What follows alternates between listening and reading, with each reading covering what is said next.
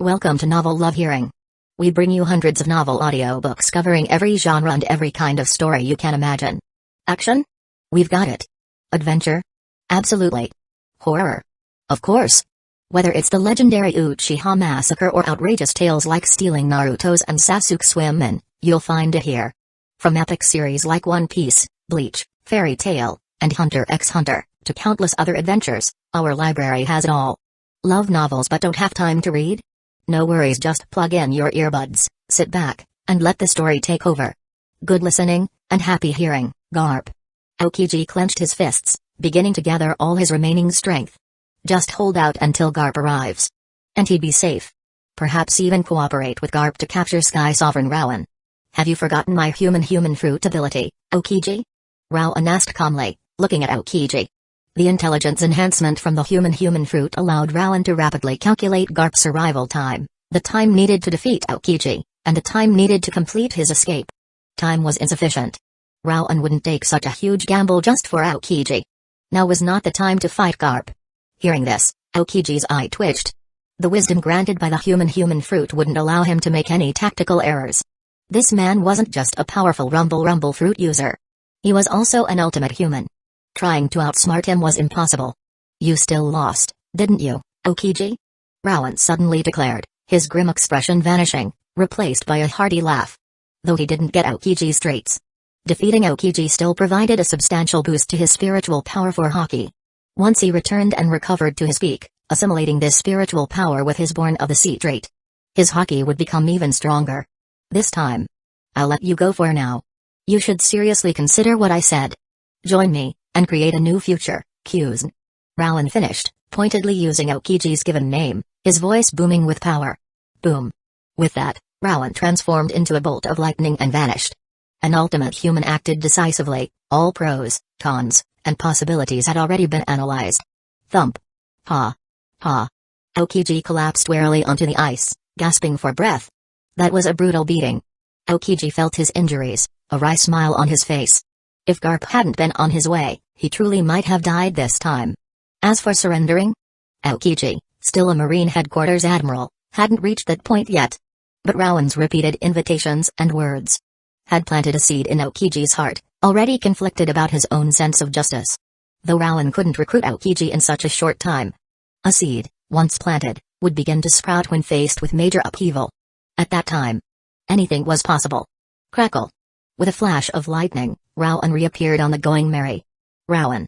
Vivi and Nami immediately rushed over, anxiously checking if he was injured. Robin followed closely, her expression also concerned. Rowan. Are you okay? Are you hurt anywhere? Chopper scurried to Rowan's side, his little medical bag already open, his face filled with worry. I'm fine. Rowan reassured them, his heart warmed by their concern. Unfortunately, Garp is heading this way. Didn't have enough time to capture Aokiji alive. Rowan sighed with mock regret. His words, however, made everyone else's faces freeze.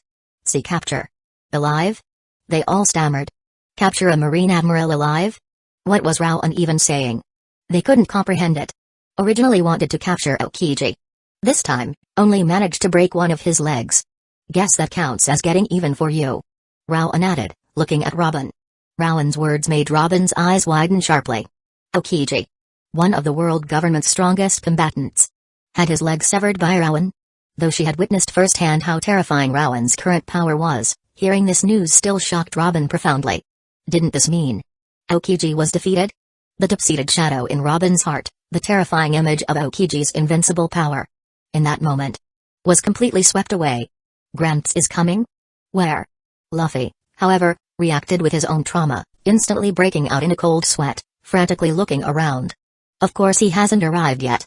Have you forgotten how vast a range Rowan's rumble fruit enhanced senses cover? Sanji sighed, exasperated with the idiot captain. Set sail. Retreat. Now is not the time to fight Garp. Ha ha ha ha. Rowan declared, laughing boldly.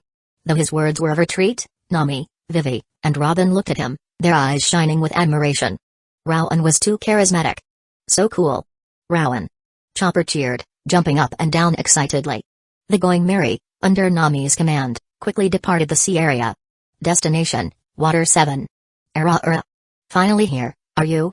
Aokiji, sitting on a makeshift ice chair, commented as Garp's ship appeared. "Cues. You damn brat, you're not dead yet." Garp leaped from his ship, laughing heartily, genuinely relieved to see Aokiji alive. "Almost killed. By Sky Sovereign Rowan." Aokiji replied with a wry smile. "Don't be ridiculous." "Cues. Killed by Sky Sovereign Rowan? You?" Jian also jumped down from the ship, looking at Aokiji with disbelief, then roaring with uncharacteristic agitation. But the moment she saw Aokiji's current state, her words died in her throat. Horrible. Aokiji was severely injured. His body was covered in gruesome, shocking scorch marks. If not for his ice powers treating them, they would look even worse. What shocked Jian most was Aokiji's right leg. "Cues. Your leg." Jian gasped in horror. "Ah. Severed by Sky Sovereign Rowan. Ma. Anyway, good thing I'm still alive." Aokiji replied, scratching his head with a surprisingly casual smile. "So, that Rumble fruit user was Sky Sovereign Rowan after all?" Garp asked, looking intently at Aokiji. "Correct." Aokiji nodded in confirmation. Aboard the ship, Tashigi covered her mouth, her eyes wide with horror. "No way. How could he be the Rumble fruit user? And how could he injure you like this? In Alabasta. I fought him myself." Jian cried out, utterly disbelieving. "He has completely mastered Conqueror's coding, possessing the power of an emperor." Aokiji's words left Jian completely stunned, speechless. "Regarding Sky Sovereign Rowan, I will submit a detailed report to the Fleet Admiral. About that man. The most dangerous man in the world." Aokiji finished, his expression incredibly grave. Chapter 125, 125, A Walking Ancient Weapon. Meeting of Emperors. The sea's about to explode. Marine Headquarters, Fleet Admiral's Office. "What did you say?" Sengoku completely lost his composure, staring incredulously at the transponder snail in his hand. Sky Sovereign Rowan obtained the Rumble fruit and awakened it? And completely mastered Conqueror's coding, possessing power comparable to an emperor? Aokiji, in his clash with Rowan, lost a leg and was severely injured? Aokiji, one of the Marine Headquarters admirals. One of their strongest combatants. This formidable strength was the bedrock of the Navy's confidence in facing the four emperors. Marine Headquarters, compared to any single emperor's crew, was undoubtedly the strongest single force on these seas. But there were four emperors. Relying solely on Marine Headquarters, against the endless tide of pirates in this great pirate era, their forces were already stretched incredibly thin. Furthermore, top-tier assets like the admirals were needed to guard headquarters and the Holy Land Mary Ejos, making their available manpower even more scarce.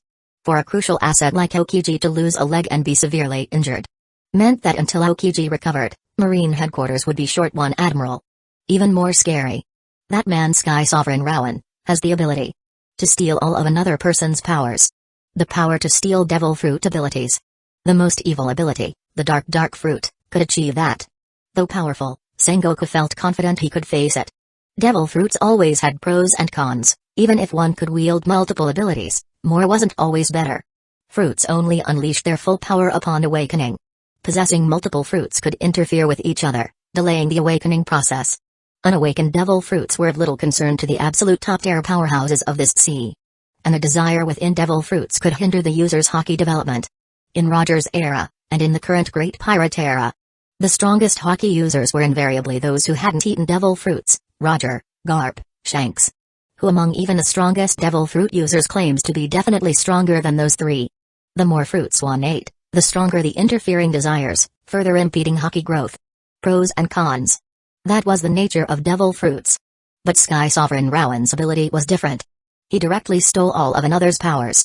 If he stole an already awakened devil fruit, then in his hands, it remained awakened. And he could directly steal another's hockey. No wonder his estimations of this man's strength had been so catastrophically wrong, repeatedly. This man possessed such a vicious, such a dangerous ability. Just as Aokiji said.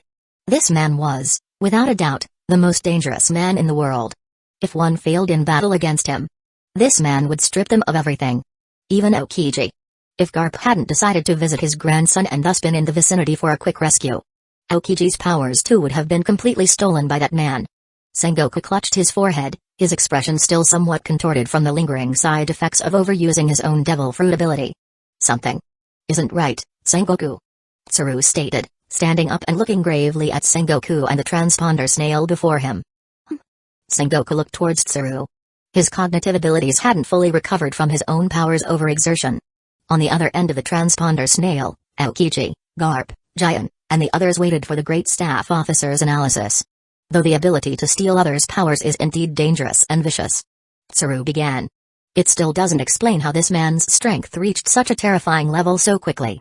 During the Alabasta incident, his combat power was only comparable to Giant's.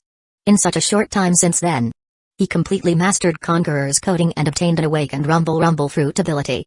Even if he can steal others' powers, could he, in this brief period, have stolen all the power from a powerhouse who had fully mastered Conqueror's coding and an awakened rumble fruit, someone with the strength of an emperor? From his desire to steal Aokiji's power, it seems he needs to defeat, or even kill, his opponent to do so. A fighter at Giant's level. Could he defeat an emperor? Impossible. This man definitely harbors other great secrets. Tsaru's eyes gleamed with wisdom. The logic simply didn't add up. According to Aokiji, to steal someone's power, Rowan needed to at least completely defeat, if not kill, the target. At least, he couldn't steal Aokiji's power while Aokiji was only severely injured with a lost leg. So, could Rowan, with strength only comparable to Giant's during the Alabasta incident, have defeated a super powerhouse on par with an emperor? And where would such a super powerhouse, previously unknown, even come from? If beings of that caliber were so easily defeated, the Navy wouldn't struggle so much against the four emperors, needing to ally with the warlords just to maintain a balance. A super powerhouse of that level, especially one with an ability like the rumble fruit, could escape if they wished. Just like Kizaru with his glint fruit. No one on the seas could stop him if he truly wanted to flee. Are you saying Sky Sovereign Rowan harbors even more terrifying secrets? Secrets that allowed him to achieve emperor-level power in such a short time? Sengoku muttered, clutching his forehead, his expression incredibly grim. Though his fruit's overuse still affected him, his reasoning was returning. At the very least, he definitely has more than just this one secret. Tsaru stated with absolute certainty. But regardless, against Sky Sovereign Rowan, now possessing the power of the rumble fruit, we currently have no way to deal with him. Tsaru continued, her expression equally grim. Forget Rowan's potential hidden secrets. Just the power he currently displayed was already overwhelmingly problematic. Power comparable to an emperor. And an emperor-level powerhouse wielding the troublesome rumble fruit and fully mastered Conqueror's coding. Plus, the intelligence enhancement from his awakened human fruit meant that even if the Navy designed a specific plan against him, Rowan would likely see through it. He was simply a monster. Tsaru, whose wash fruit ability allowed her to wash away distracting thoughts and maintain absolute calmness when strategizing, couldn't help but curse inwardly. Right now, even if the Navy deployed all its forces to hunt him down, they would most likely achieve nothing. Hearing Tsaru's assessment, Sengoku, Aokiji and Giant on the other end of the transponder snail, all felt their hearts grow heavy. Bwahahaha. Why so serious? Sky Sovereign Rowan is my grandson Monkey D. Luffy's comrade. And judging by his actions so far, he's not a bad guy, is he? Ha ha ha. I was actually hoping to meet him, but with that rumble fruit ability, he wouldn't even let me get close. Garp suddenly burst into carefree laughter. Bastard. You still have the nerve to laugh? I tease your family again. Sengoku instantly flared up. But both Sengoku and Tsaru's grim expressions eased somewhat. Garp was right.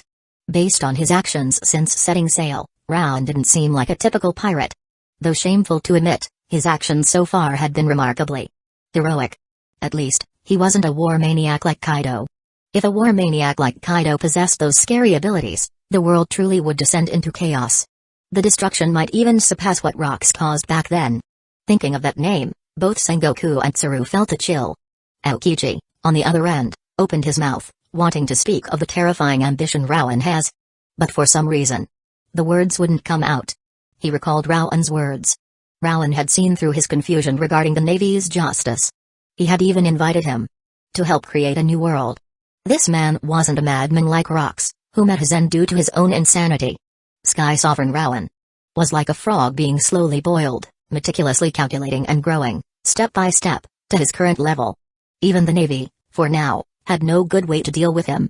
Do I want to see what kind of future this man can bring to the world? Or perhaps... Aokiji shook his head fiercely, banishing the distracting thoughts. He was a Marine Headquarters Admiral. Even if disillusioned, he had to continue upholding justice. At the very least, Aokiji was certain. Without the Navy, citizens would suffer even more in this great pirate era. What's wrong, Kyuzen? Giant asked, noticing Aokiji's strange expression. Sengoku and Tsuru also tensed on the other end. Aokiji was the only one who had truly fought Rowan life or death. More intel could lead to better preparations. Ah, I forgot one thing. Sky Sovereign Rowan was very dissatisfied with how the Navy handled the Alabasta incident regarding Desert Princess Vivi. He even issued me a warning. Aokiji said, scratching his head. Bastard. Sengoku's eye twitched. The world government caused the mess, yet the Navy ended up taking the blame. Sengoku, increase the clarification efforts. Otherwise, if that man truly gets enraged, things won't be as simple as him just unleashing Conqueror's Haki in Mary Ijos like last time. The consequences of an enraged, awakened Rumble fruit user. You should know how severe they can be. Tsuru warned, her expression grim. Rowan's super long-range attack on Garp's ship showed that even Giant couldn't withstand such a blow. If he truly got angry and started venting his fury on various marine branches, the cost would be unbearable. That man now was practically a weakened version of an ancient weapon. They absolutely could not anger him. I know. Sengoku roared, veins bulging on his forehead. As for reporting this to the 5 elders, Sengoku had no such intention. This was an unspoken rule between him and them, between the Navy and the world government. The Navy did the dirty work. If things went wrong, the world government could wash their hands clean, at worst replacing the fleet admiral. Aokiji, return and recuperate. News of your injury absolutely must not leak out. Otherwise, who knows what events might unfold on these seas. Sengoku ordered gravely. Aokiji's strength was a cornerstone of the Navy's stability.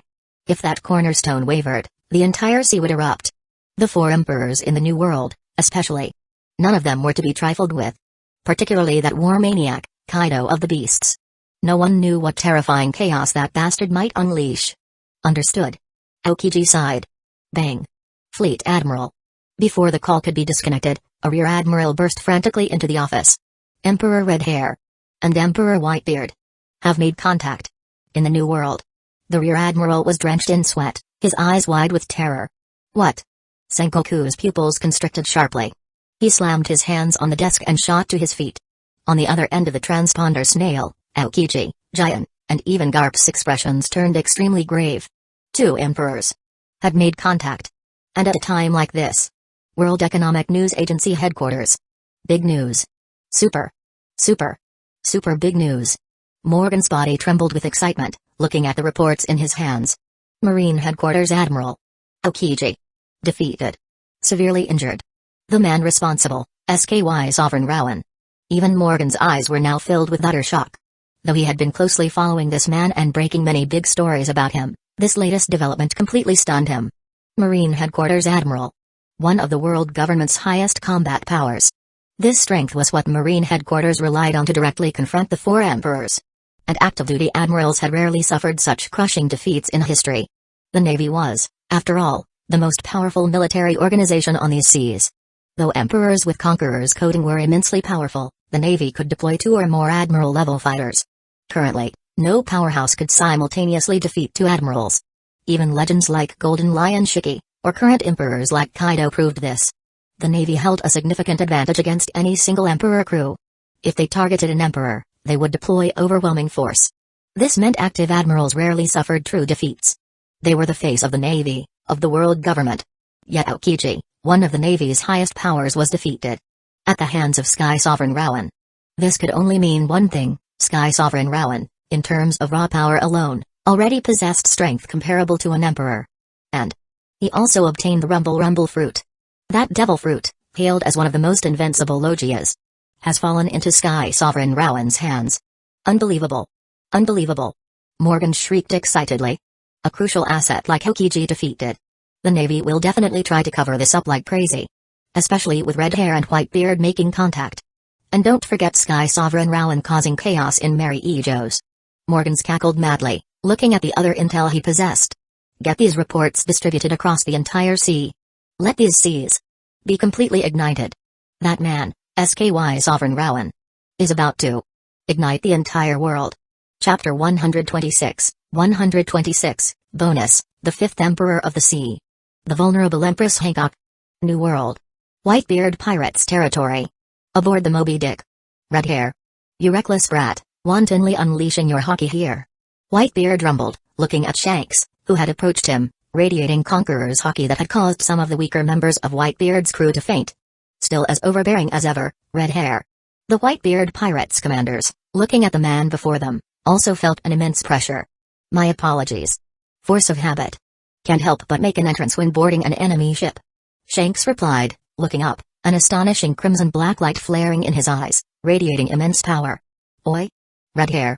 What are you doing here? Marco demanded, glaring angrily at Shanks, noticing the comrades who had collapsed under his hockey. Ah, Marco. Care to join my crew? Shanks grinned, casually extending an invitation to Marco. Don't be ridiculous. Marco's eye twitched. This man, even after becoming an emperor, was still unpredictable. However, it seemed Red Hair hadn't came to fight. Marco breathed a sigh of relief. Pops. His health really isn't what it used to be. Marco looked at Whitebeard, covered in 4 drips, and sighed inwardly.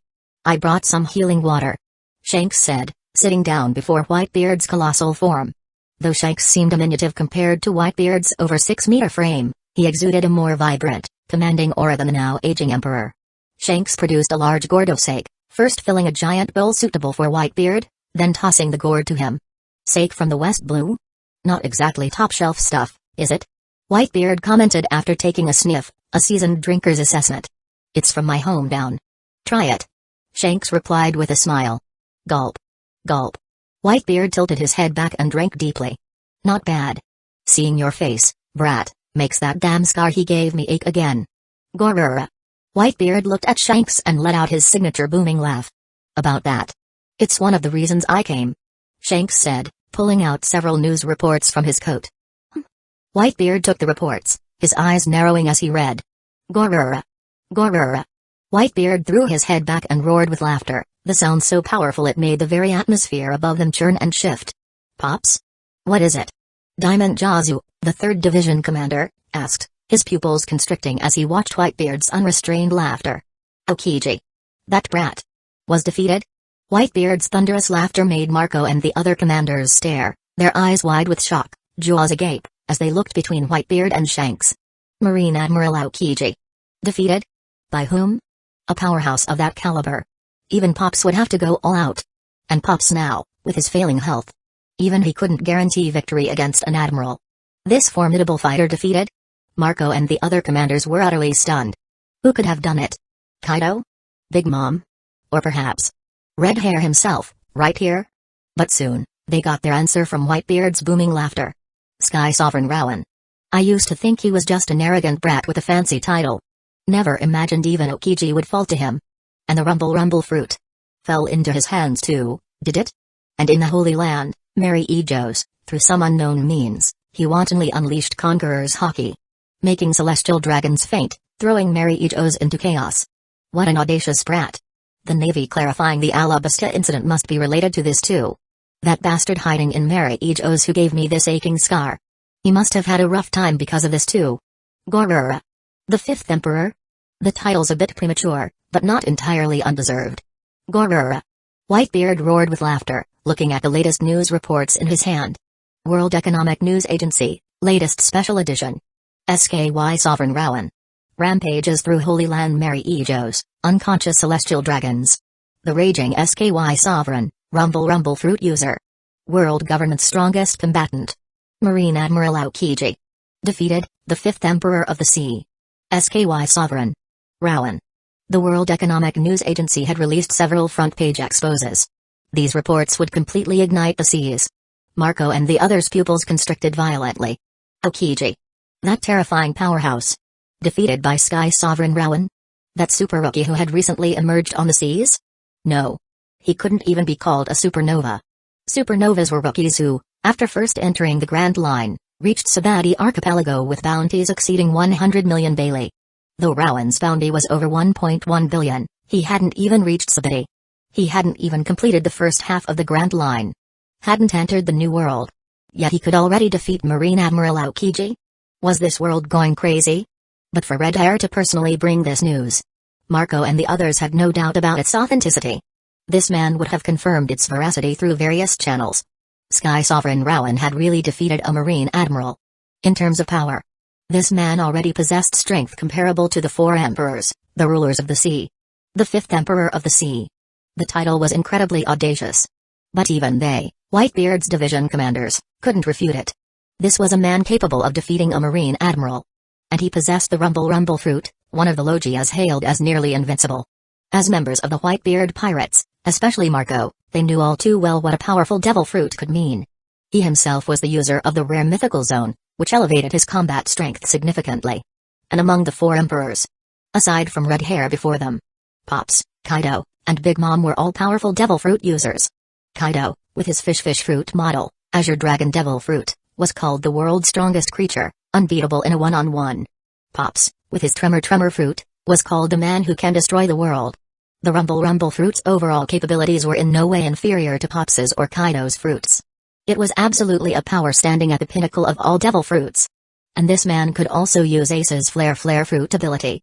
Another extremely powerful logia. Considering Rowan's horrifying feat of defeating Aokiji. Who could dare say he didn't deserve the title Fifth Emperor? Even they, Whitebeard's crew, had no right to object. Indeed. Hawkeyes also met him. An astonishing young man.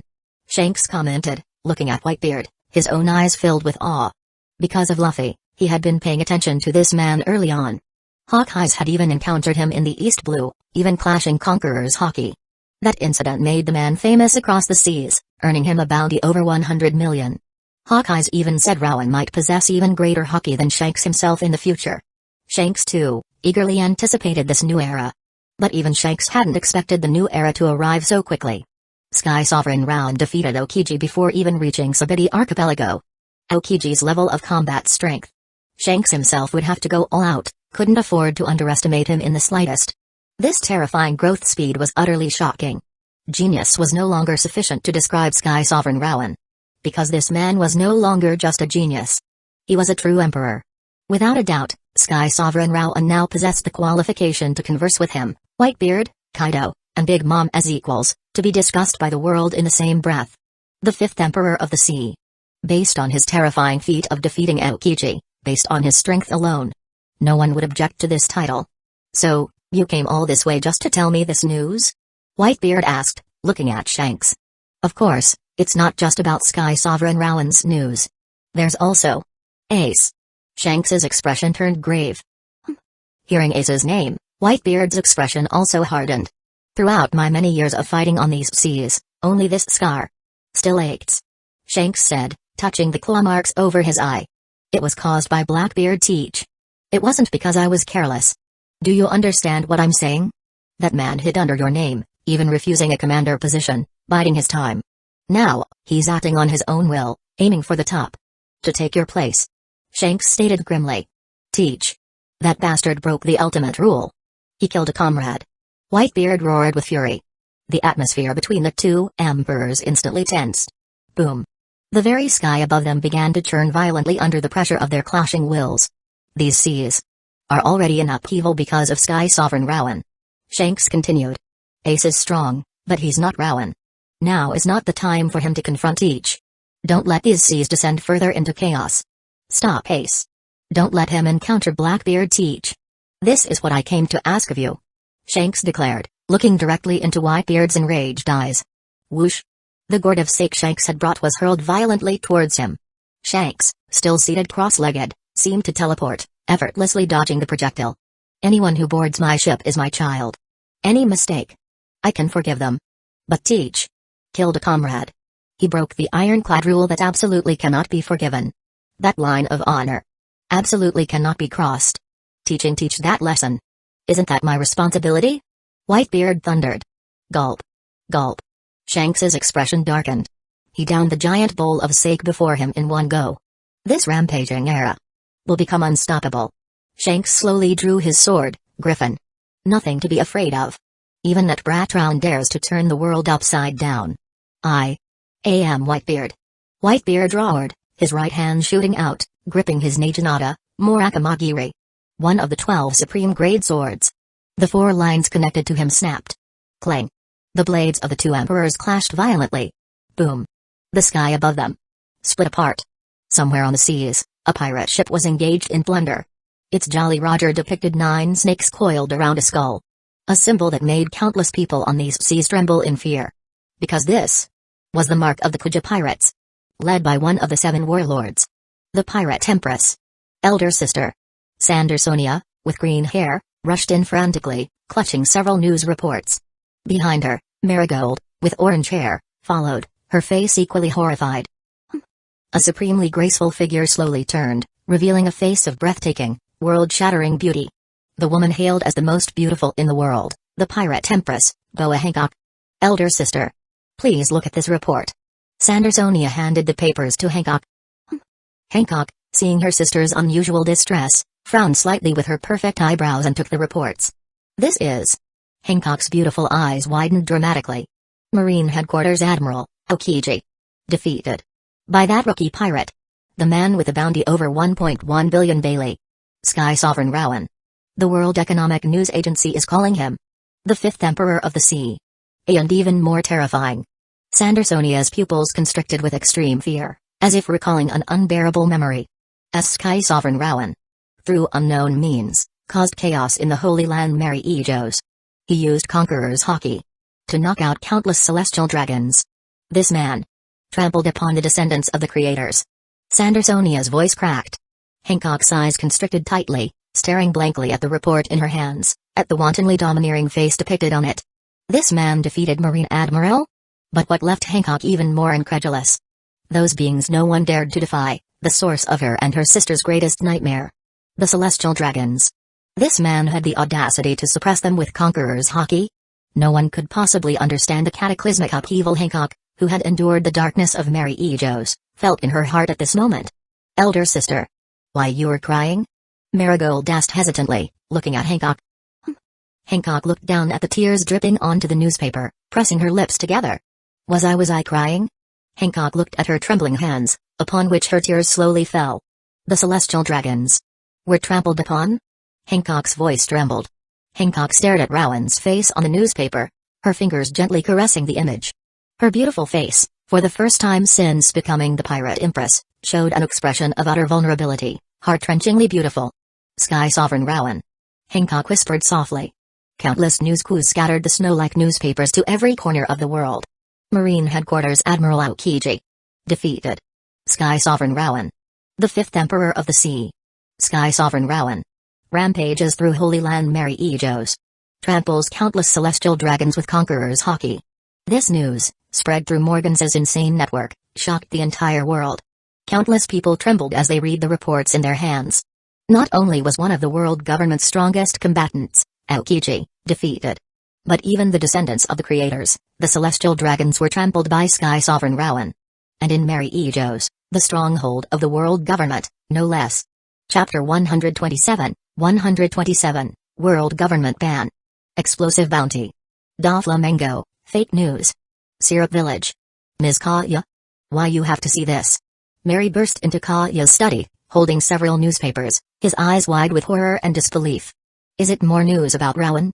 Kaya exclaimed, excitedly jumping up from her desk upon seeing Mary. Why yes.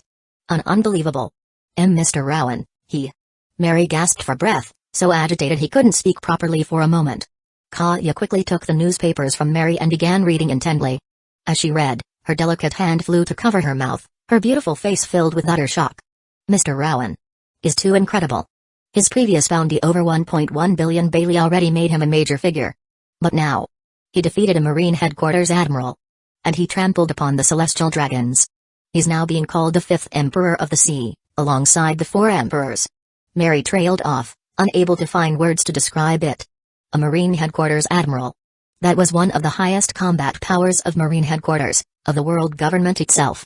An absolute superpowerhouse on these seas. In their East Blue, the highest Marine rank was only a branch Vice Admiral, not even comparable to an Headquarters Vice Admiral, let alone one of the three exclusive Marine Headquarters Admirals. This powerhouse was defeated by Mr. Rowan. Mary recalled the day Mr. Rowan and his crew set sail, feeling as though it were all a dream. It hadn't been that long ago. Yet he had already become such a colossal figure. Kaya picked up a different newspaper article. It was the Marine Headquarters clarification regarding the Alabasta incident. Kaya knew how gentle Rowan was. She hadn't believed a single word of the reports claiming he colluded with the Alabasta princess to overthrow the kingdom. Seeing this clarification now made Kaya incredibly happy. Miss, isn't the more important thing that Mr. Rowan has now become the fifth Emperor of the Sea? Mary, though happy for Kaya, couldn't help but point to one of the more sensational headlines. Rowan is just Rowan. Whether he becomes an emperor or eventually retires to a quiet life. I'll wait for him here. Wait for him to take me to sea. We made a promise. Kaya replied, her smile radiant and unwavering. But you're right. Rowan becoming so strong means the day he returns should be even closer.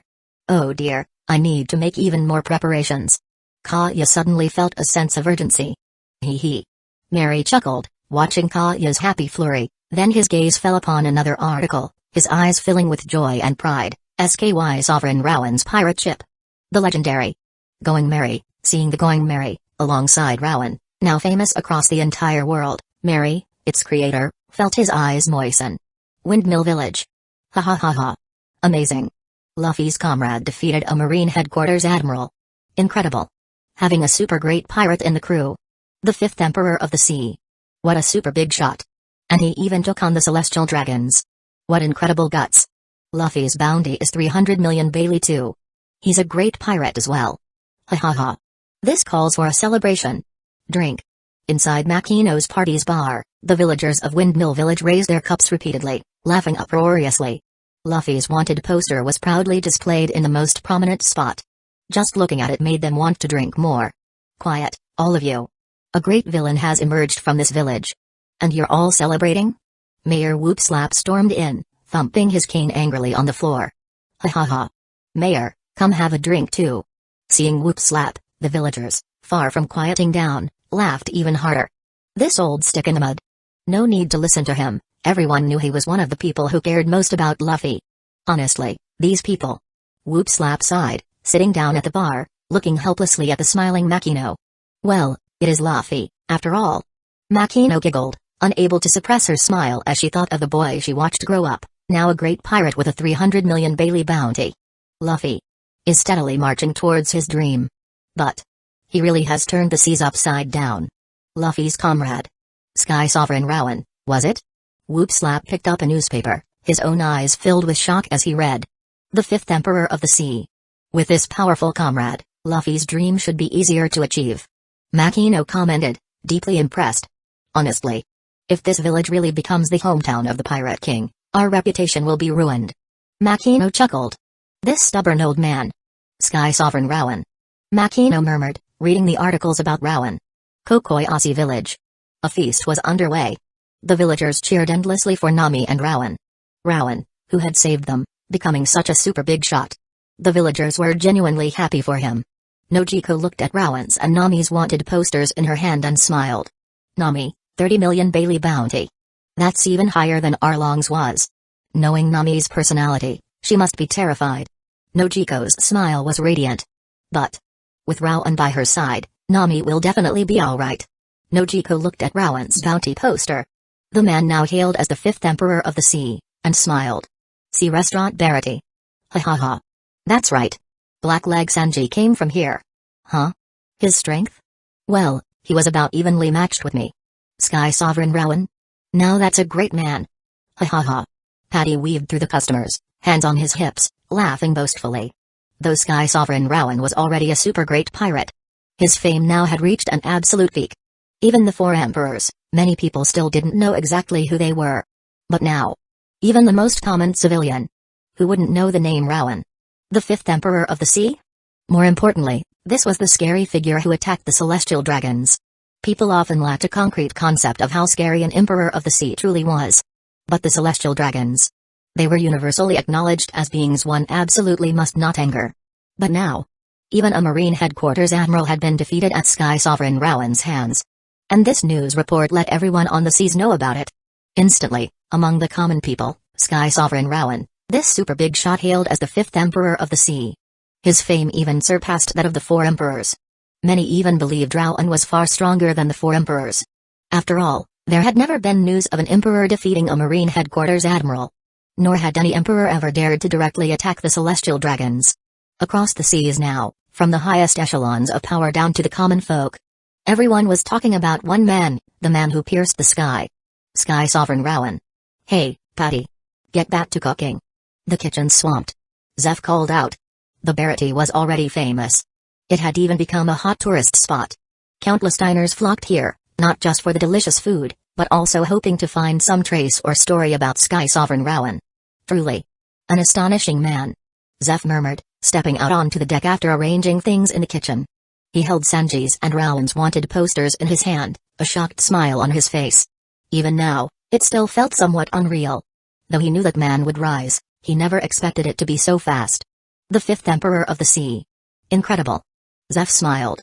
With such an incredible man by his side, Sanji's dream was also one step closer. Mary Ejos. Pangaea Castle. Bastard. World Economic News Agency. What utter audacity. Saint Topman Warcurry roared. Celestial dragons had been killed in history before. For instance, by that man, Roxty Zebek. Even the gods' knights sometimes executed celestial dragons who broke their established rules. But externally, no one had ever publicized such an event. The world government's dignity was damaged.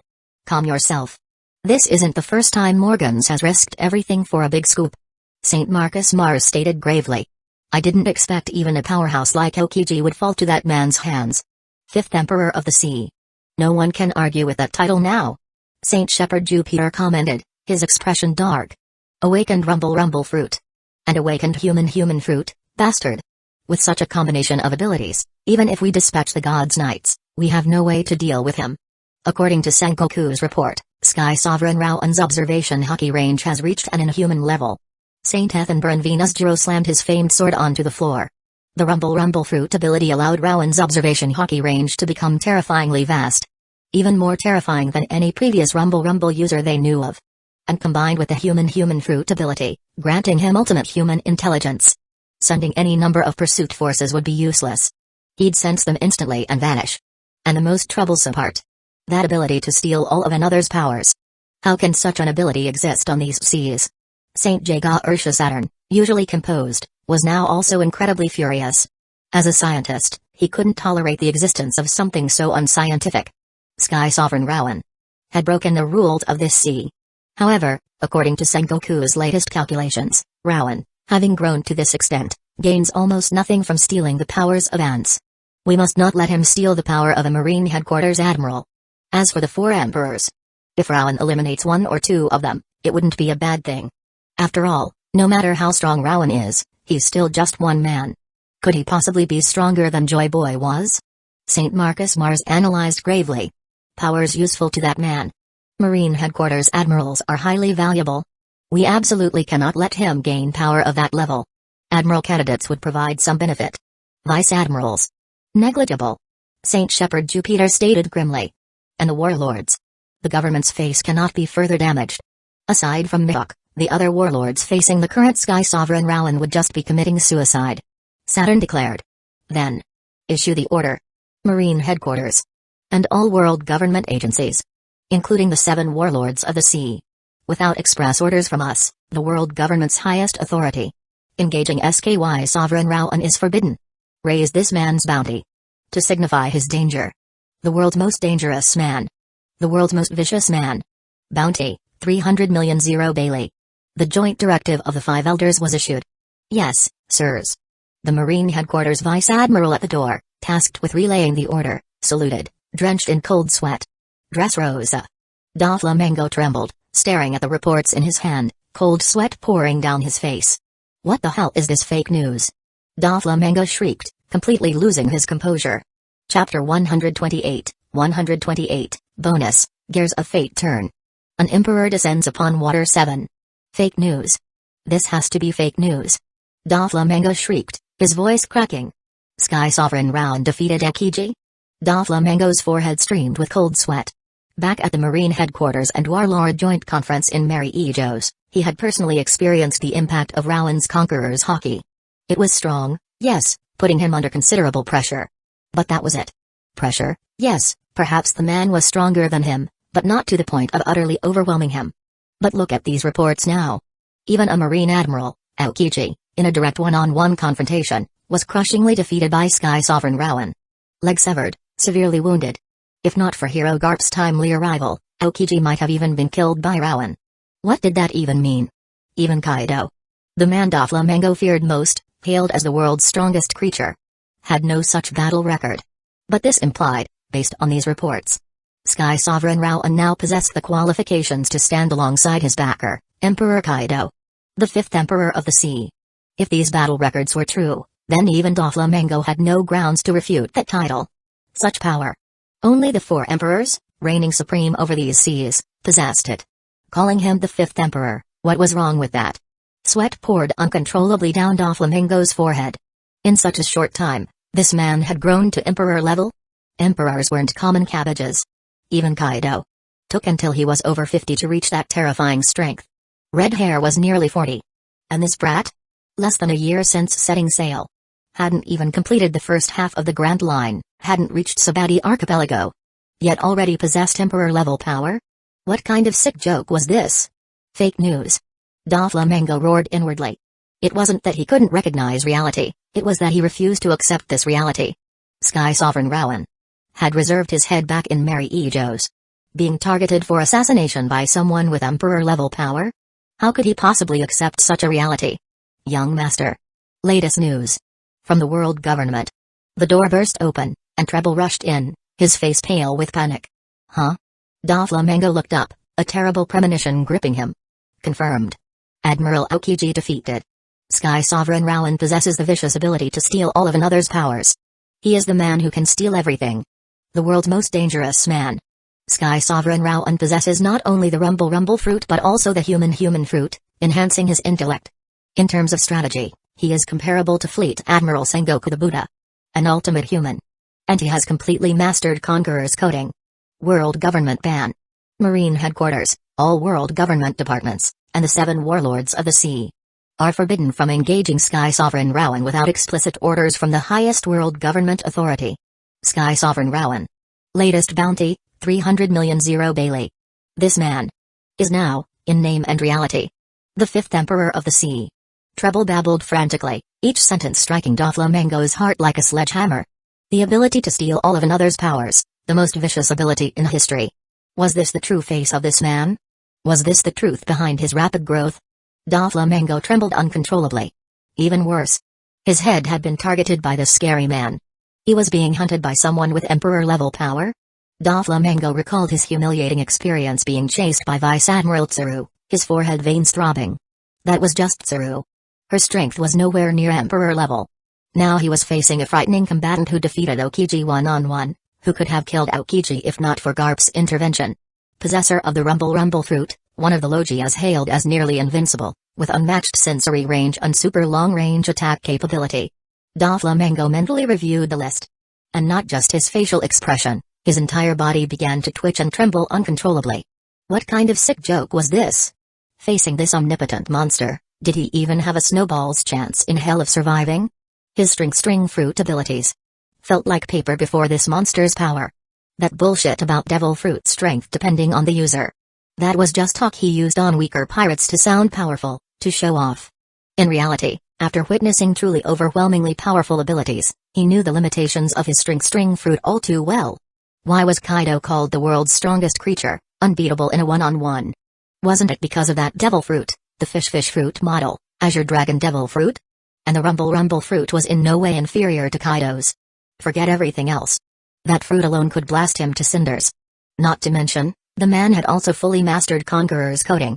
If he really fought Rowan, Doflamingo doubted he'd survive even a second. Young master. What should we do? Treble, knowing Doflamingo was targeted by Rowan, was also terrified. Though their Don Quixote family seemed all-powerful, with the young master as one of the 7 warlords, even having taken over Dressrosa, turning it into a pirate kingdom, using the hobby fruit for perfect control, all of it meant nothing before Sky Sovereign Rowan. An emperor wasn't just a descriptive title. Have Caesar speed things up. Accelerate Smile production. Then deliver them to the beast's pirates. Doflamingo ordered, cold sweat drenching his forehead. The reason Kaido valued him was because his scientist, Caesar, could produce artificial devil fruits. Smiles. Kaido was a war maniac, always dreaming of inciting the greatest war imaginable. For that, Kaido needed an army of artificial devil fruit users. Facing imminent pursuit by Sky Sovereign Rowan. With his own power, Doflamingo had zero chance of survival. His only hope was the protection of his backer, Emperor Kaido. But he couldn't just directly ask Kaido for protection. Having served under Kaido for years, Doflamingo knew exactly what kind of man he was.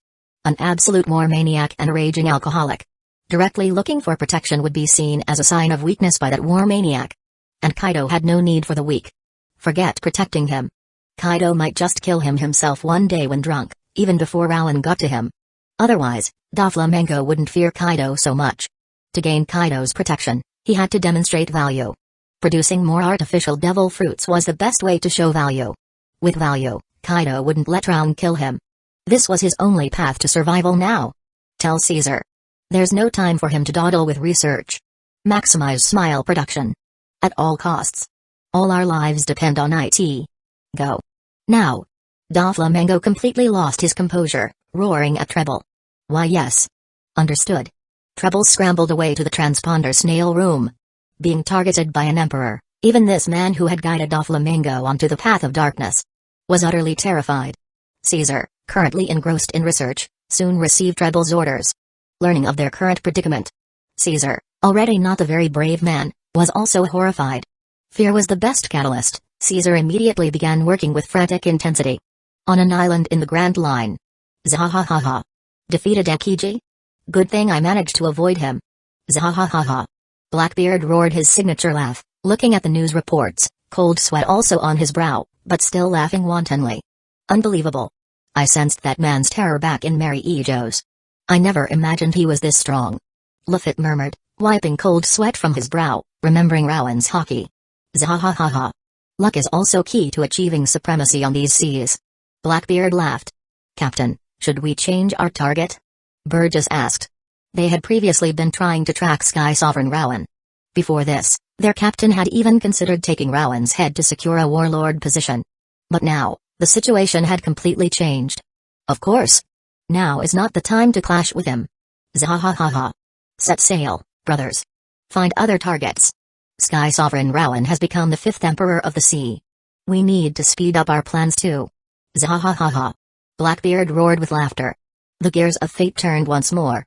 On the next island the Blackbeard pirates landed, a certain man was waiting for him.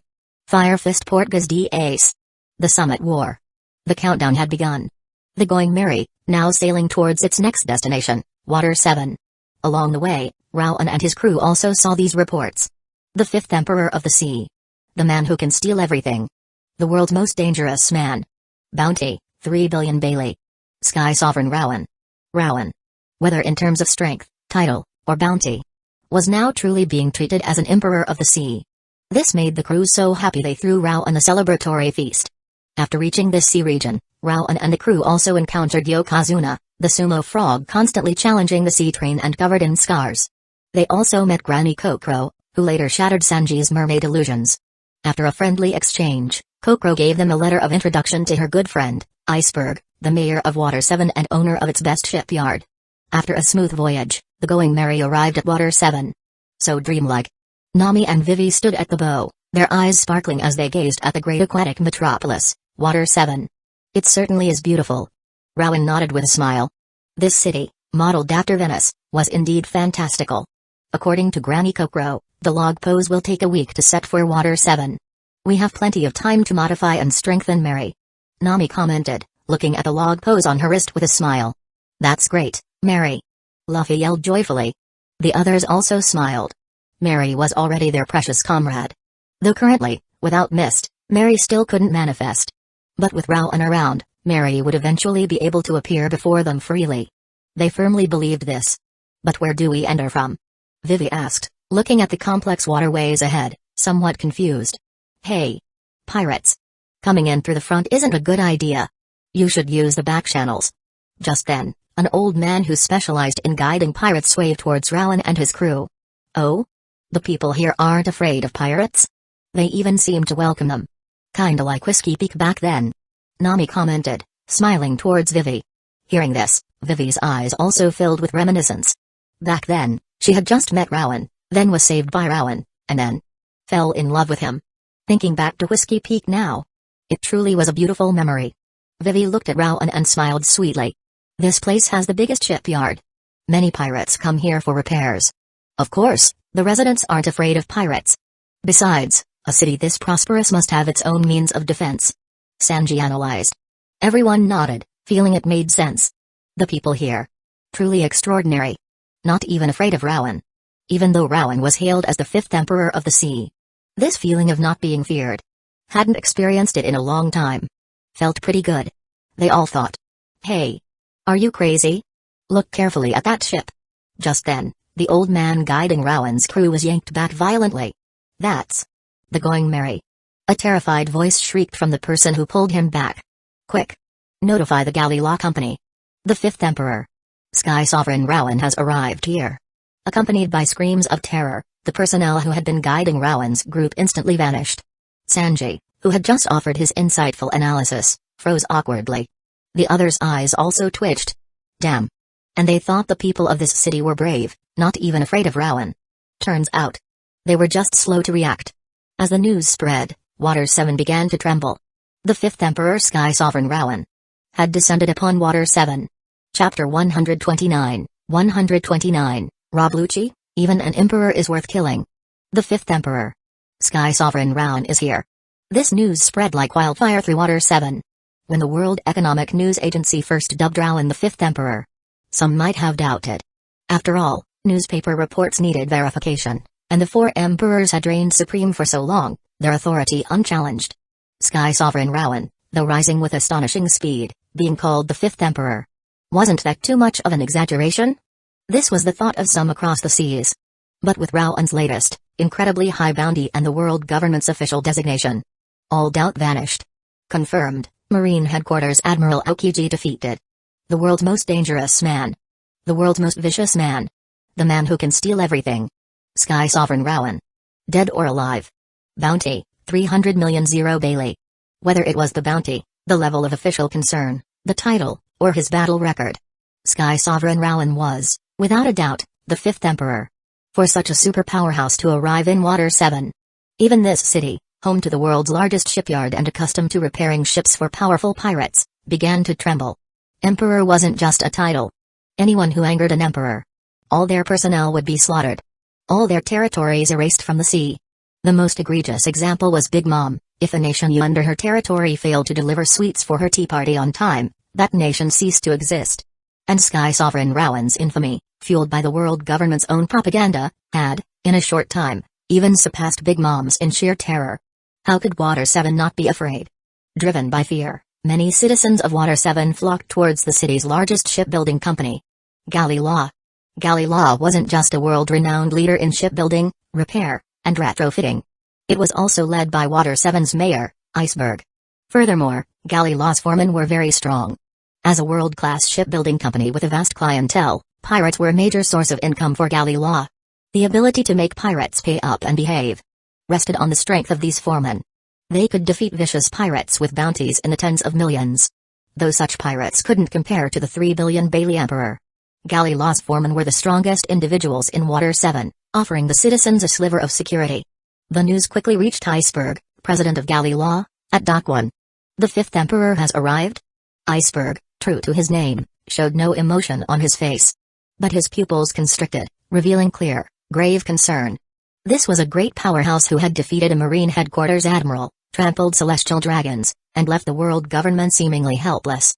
Iceberg was, in fact, a student of Tom, the legendary shipwright who built the Pirate King's ship, enabling Roger to reach Laugh Tale. He had consolidated Water 7's original 7 shipbuilding companies into Galley Law partly to become the world government's official shipwright, thereby protecting the blueprints for the ancient weapon Pluton, inherited from his master Tom. His careful planning had, for 8 years, prevented world government officials from obtaining them. But Iceberg knew world government agents were always present in Water 7. The seemingly peaceful city was, in reality, a place of roiling undercurrents due to Pluton's blueprints. Now, the arrival of this Fifth Emperor. Would it introduce unforeseen complications? Iceberg sighed inwardly but showed no outward sign. Should we temporarily cease operations, President? He is, after all, currently the world's most vicious criminal. Khalifa, Iceberg's secretary, asked, pushing up her glasses. No need. This is the world's largest shipyard.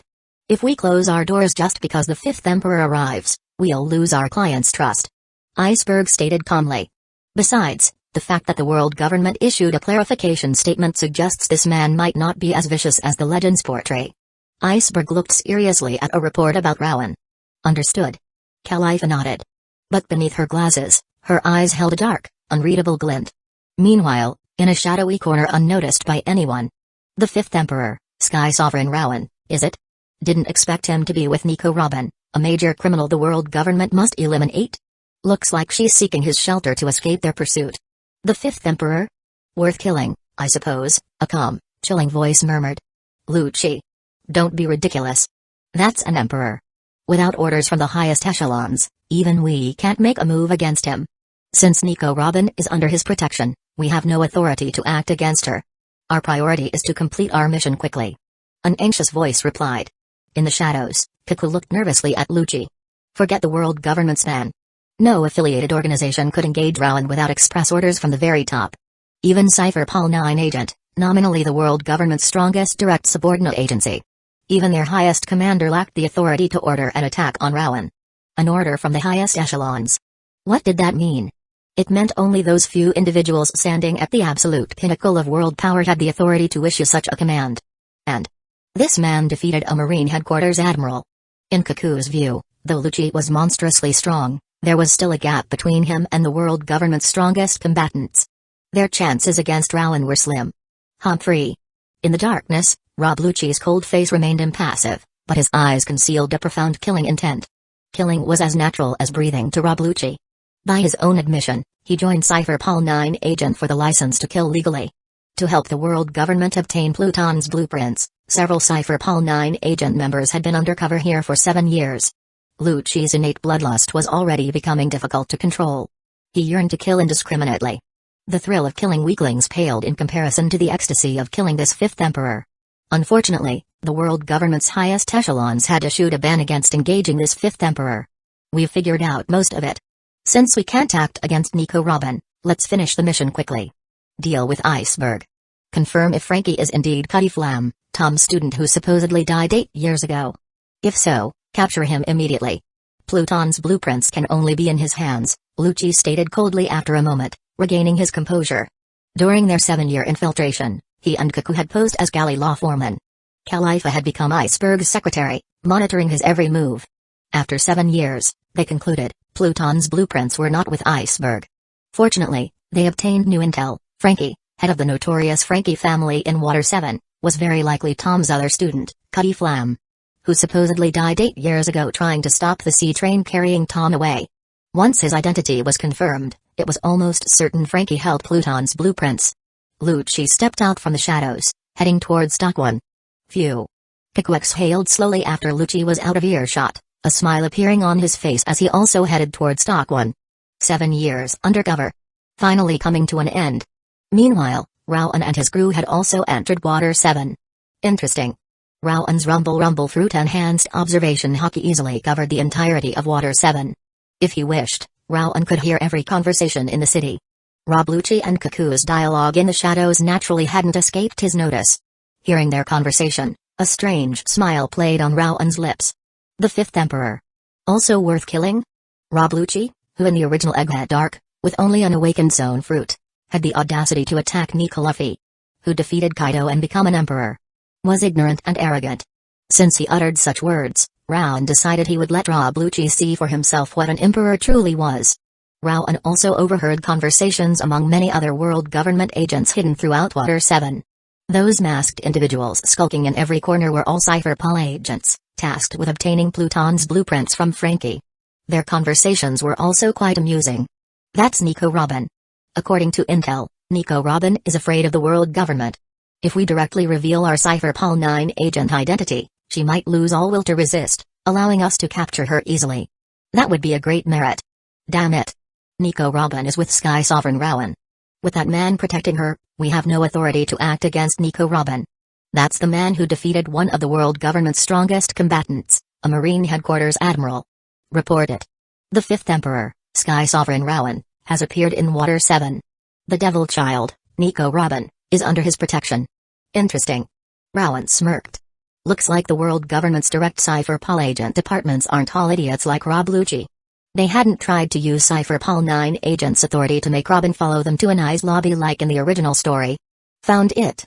The exchange. Nami exclaimed excitedly, her eyes turning into Bailey symbols as she spotted a large building. Vivi followed closely beside Rowan. Luffy and Usopp also arrived, looking eager. To give the area a major overhaul, they first needed to convert their gold into cash.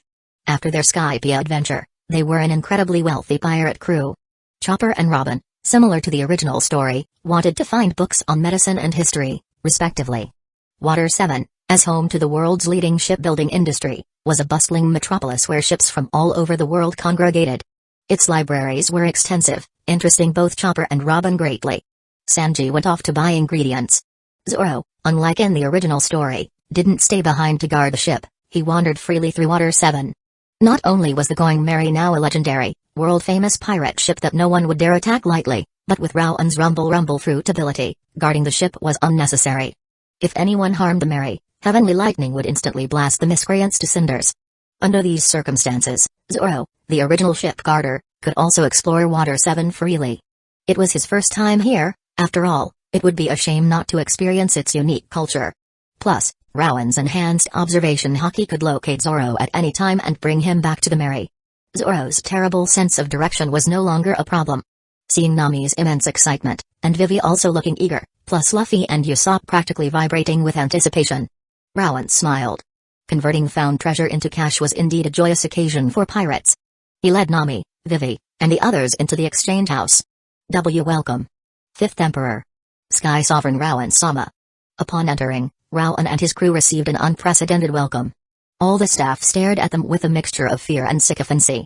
The Fifth Emperor, gracing their exchange. One wrong move could bring disaster.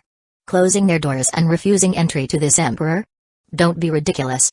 The owner of this exchange, having built such a large business in Water 7, was no fool. Serve this Fifth Emperor well, and perhaps nothing bad would happen. Rowan, your name is really useful. Looks like we don't have to worry about them lowballing us. Nami commented cheerfully. As a former pirate thief, Nami knew all too well how unscrupulous these exchange owners could be, often drastically undervaluing treasure, especially from pirates, to make a hefty profit. But with Rowan's reputation, even if the owner had 10 times the courage, he wouldn't dare try such a thing. After being escorted to a VIP room, Nami first placed 2 devil fruits on the table. Those are devil fruits. The owner's eyes nearly bulged out. That's right. The Paramsha dice fruit, and the Paramsha spike fruit. Nami stated proudly. These are both very precious abilities. Especially this dice fruit. The owner exclaimed in awe. As expected of the Fifth Emperor. However, Nami-sama, Rowan-sama. To get the best price for devil fruits, they need to be auctioned. I wonder if you are able to wait? The owner didn't directly accept these 2 fruits. Though devil fruits were treasures of the sea, each worth over 100 million Bailey, their prices varied wildly, also depending on finding a willing high bidder. If he offered too low, he'd anger this emperor.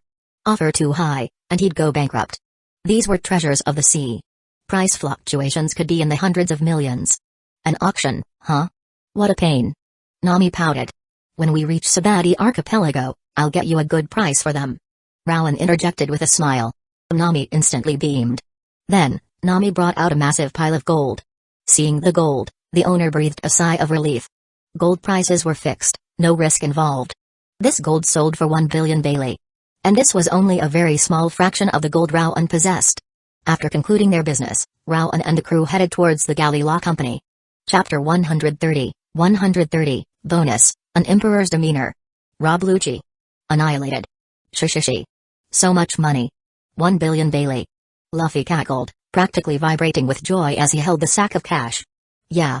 With this much, we can definitely get Merry perfectly repaired. Usopp, also holding a sack, grinned happily. They had never seen so much money in their lives. And this was just from a small chunk of that giant golden pillar.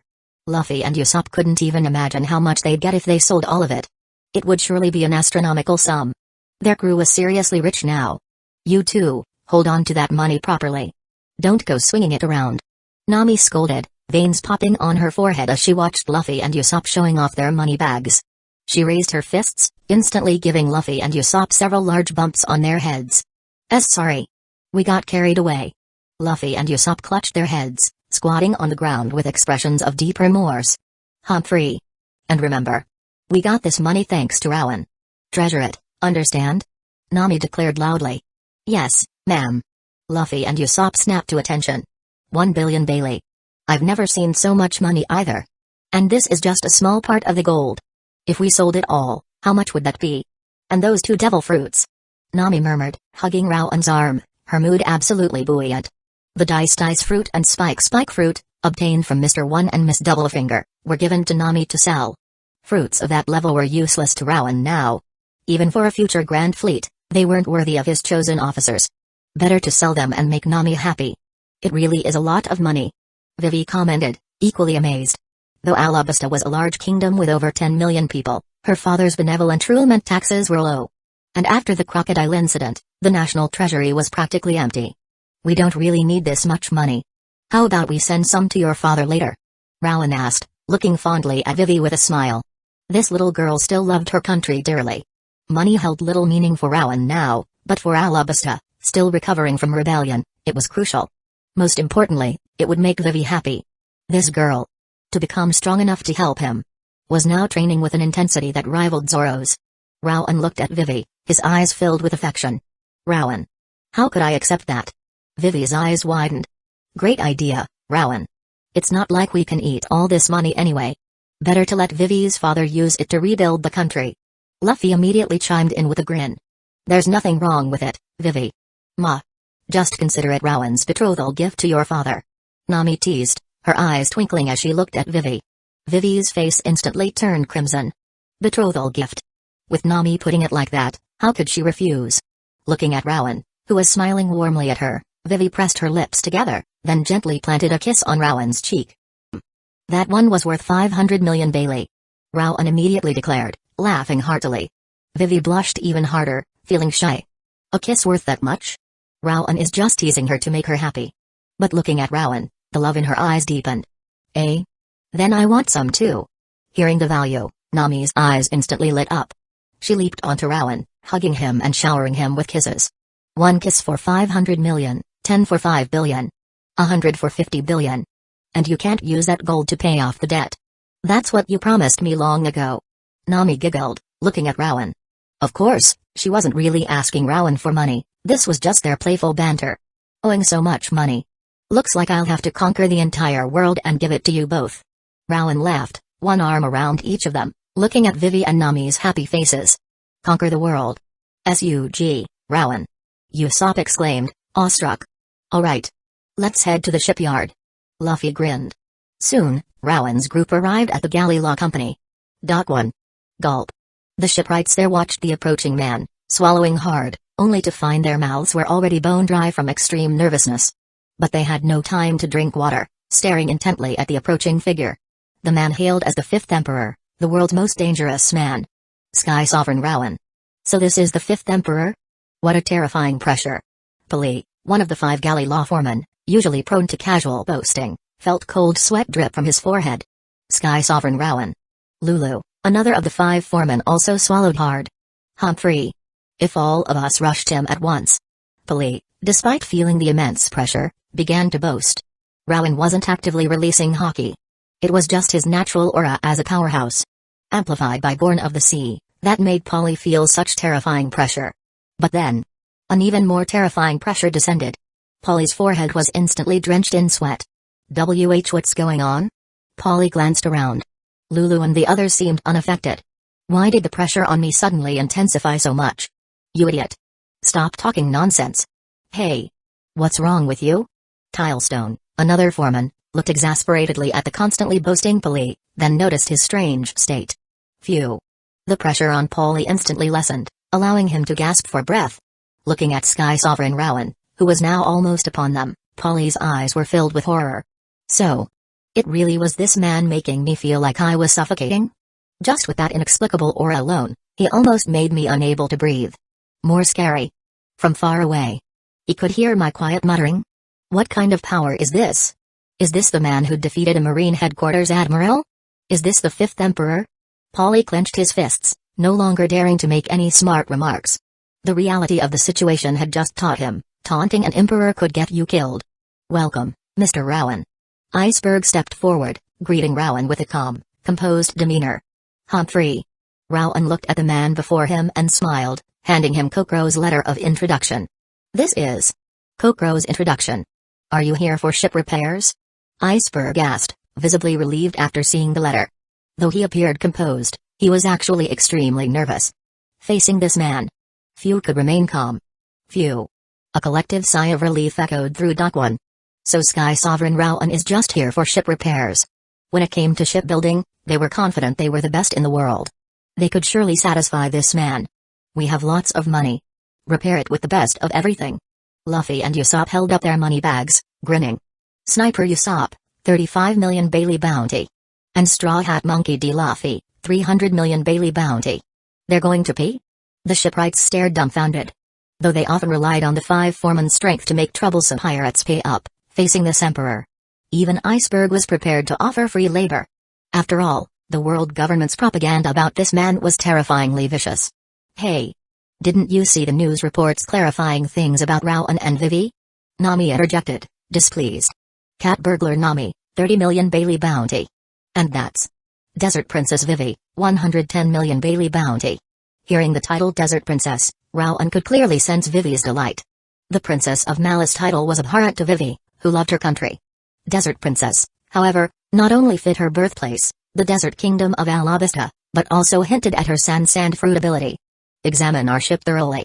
But before that, Rowan's eyes flashed, and he pointed a single finger towards the sky. Boom. Accompanied by a terrifying thunderclap. Under the horrified gazes of the numerous shipwrights, an incredibly terrifying bolt of lightning erupted from Rowan, disappearing into the clouds above. At the Going Merry. Big Bro Zambai. Hey, are we really gonna do this? That's the legendary pirate ship of Sky Sovereign Rowan's crew. The Going Merry. A group of men in strange, uniform attire had gathered not far from the Merry. The Frankie family. Water 7's notorious thugs. They made a living dismantling ships, but also occasionally attacked wanted criminals, taking their money and claiming bounties. One of the underlings looked nervously at Zambai. Big Bro Zambai. That's the ship of the man with the 3 billion Bailey bounty. The one who defeated a Marine headquarters admiral. The one who even dared to trample celestial dragons. Another underling stammered fearfully. What are you afraid of? I've observed carefully. Zambai declared, though he too was nervous. There's no one on board. With Sky Sovereign Rowan's current reputation, no one would dare attack his ship. He'd never expect it. Zambai's eyes gleamed with cunning. We're just gonna grab a little something. The man must have incredible treasures. Haven't you heard? He can hunt devil fruits. Every devil fruit is a treasure worth over 100 million. We won't take much. Just 200 million Bailey worth of treasure. What was that to the fifth emperor? For Big Bro Frankie's dream. Zambai urged, his nervousness mixed with ambitious excitement. The other underlings, though still scared, gradually firmed their resolve. For Big Bro Frankie. We'd even die. Besides, Big Bro Zambai was right, just 200 million Bailey worth of treasure. What was that to the fifth emperor? He probably wouldn't even notice they took it. Led by Zambai, the Frankie family underlings crept towards the Going Merry. But the next moment. Rumble. Accompanied by a terrifying roar, under Zambai and his men's horrified gazes. A bolt of lightning slammed down from the sky. Boom. Crackle. Fizz. Seeing the figure transform into lightning, launching a frightening lightning attack with a single pointed finger. Even from such a distance, they could hear the horrifying explosion from the harbor. The shipwrights present broke out in cold sweat. Phew. So this is the Rumble fruit ability. One of the Logias hailed as nearly invincible? Astonishing. Iceberg exhaled heavily, having felt the terrifying pressure from the distant lightning. Who on these seas didn't know Sky Sovereign Rowan's intel by now? Not only user of the Flare fruit, but also the invincible Rumble fruit. Witnessing its release up close, the mere roar of the thunder made him feel like his spirit was about to shatter. What happened, Rowan? Nami and the others asked curiously, seeing Rowan unleash his Rumble fruit ability. Just some people getting too close to the Merry. Rowan replied with a smile. Zambai and the Frankie family? Trying to steal from the Merry, even knowing my 3 billion bounty. Gutsy. This time, I'll just play with them a bit. Rowan's smile turned slightly mischievous. Looks like you're all very curious about my Rumble fruit. Rowan commented, looking at Iceberg and the surrounding shipwrights. His gaze also swept over Khalifa beside Iceberg, and Rob Lucci and Kiko standing among the foremen, a knowing smile on his face. Let me enlighten you. The Rumble fruit not only allows the user to transform into lightning and attack with thunder. Rowan stated calmly. It also allows using electric waves to hear distant sounds. Covering the entirety of Water 7 is quite easy. Rowan's words made the onlookers gasp in awe. But Rob Lucci and Kiku's expressions changed drastically. So, from the moment I stepped foot here, all your conversations, I've heard them crystal clear. Rowan's smile widened. No wonder that man could hear my words. What a scary ability. Before this man, we have no secrets. Polly wiped cold sweat from his brow. Good thing he isn't as vicious as the rumors say. But then, Polly noticed Cuckoo, standing not far from him, was acting strangely. Hey, Cuckoo. What's wrong with you? Polly asked, seeing Cuckoo drenched in sweat. Did Sky Sovereign Rowan use that pressure on Cuckoo too? But why? Cuckoo didn't mouth off like he did. Mr. Rowan means. Iceberg seemed to understand something, his pupils constricting sharply. Whoosh! 3 streams of smoke instantly shot out, aiming for 3 figures. Instant transmission. Khalifa, Rob Lucci, and Cuckoo's pupils constricted. They instantly used the 6 powers technique, instant transmission, to dodge the attack. Instant transmission from the 6 powers. Luffy blinked. Rowan had taught him instant transmission. Luffy remembered clearly.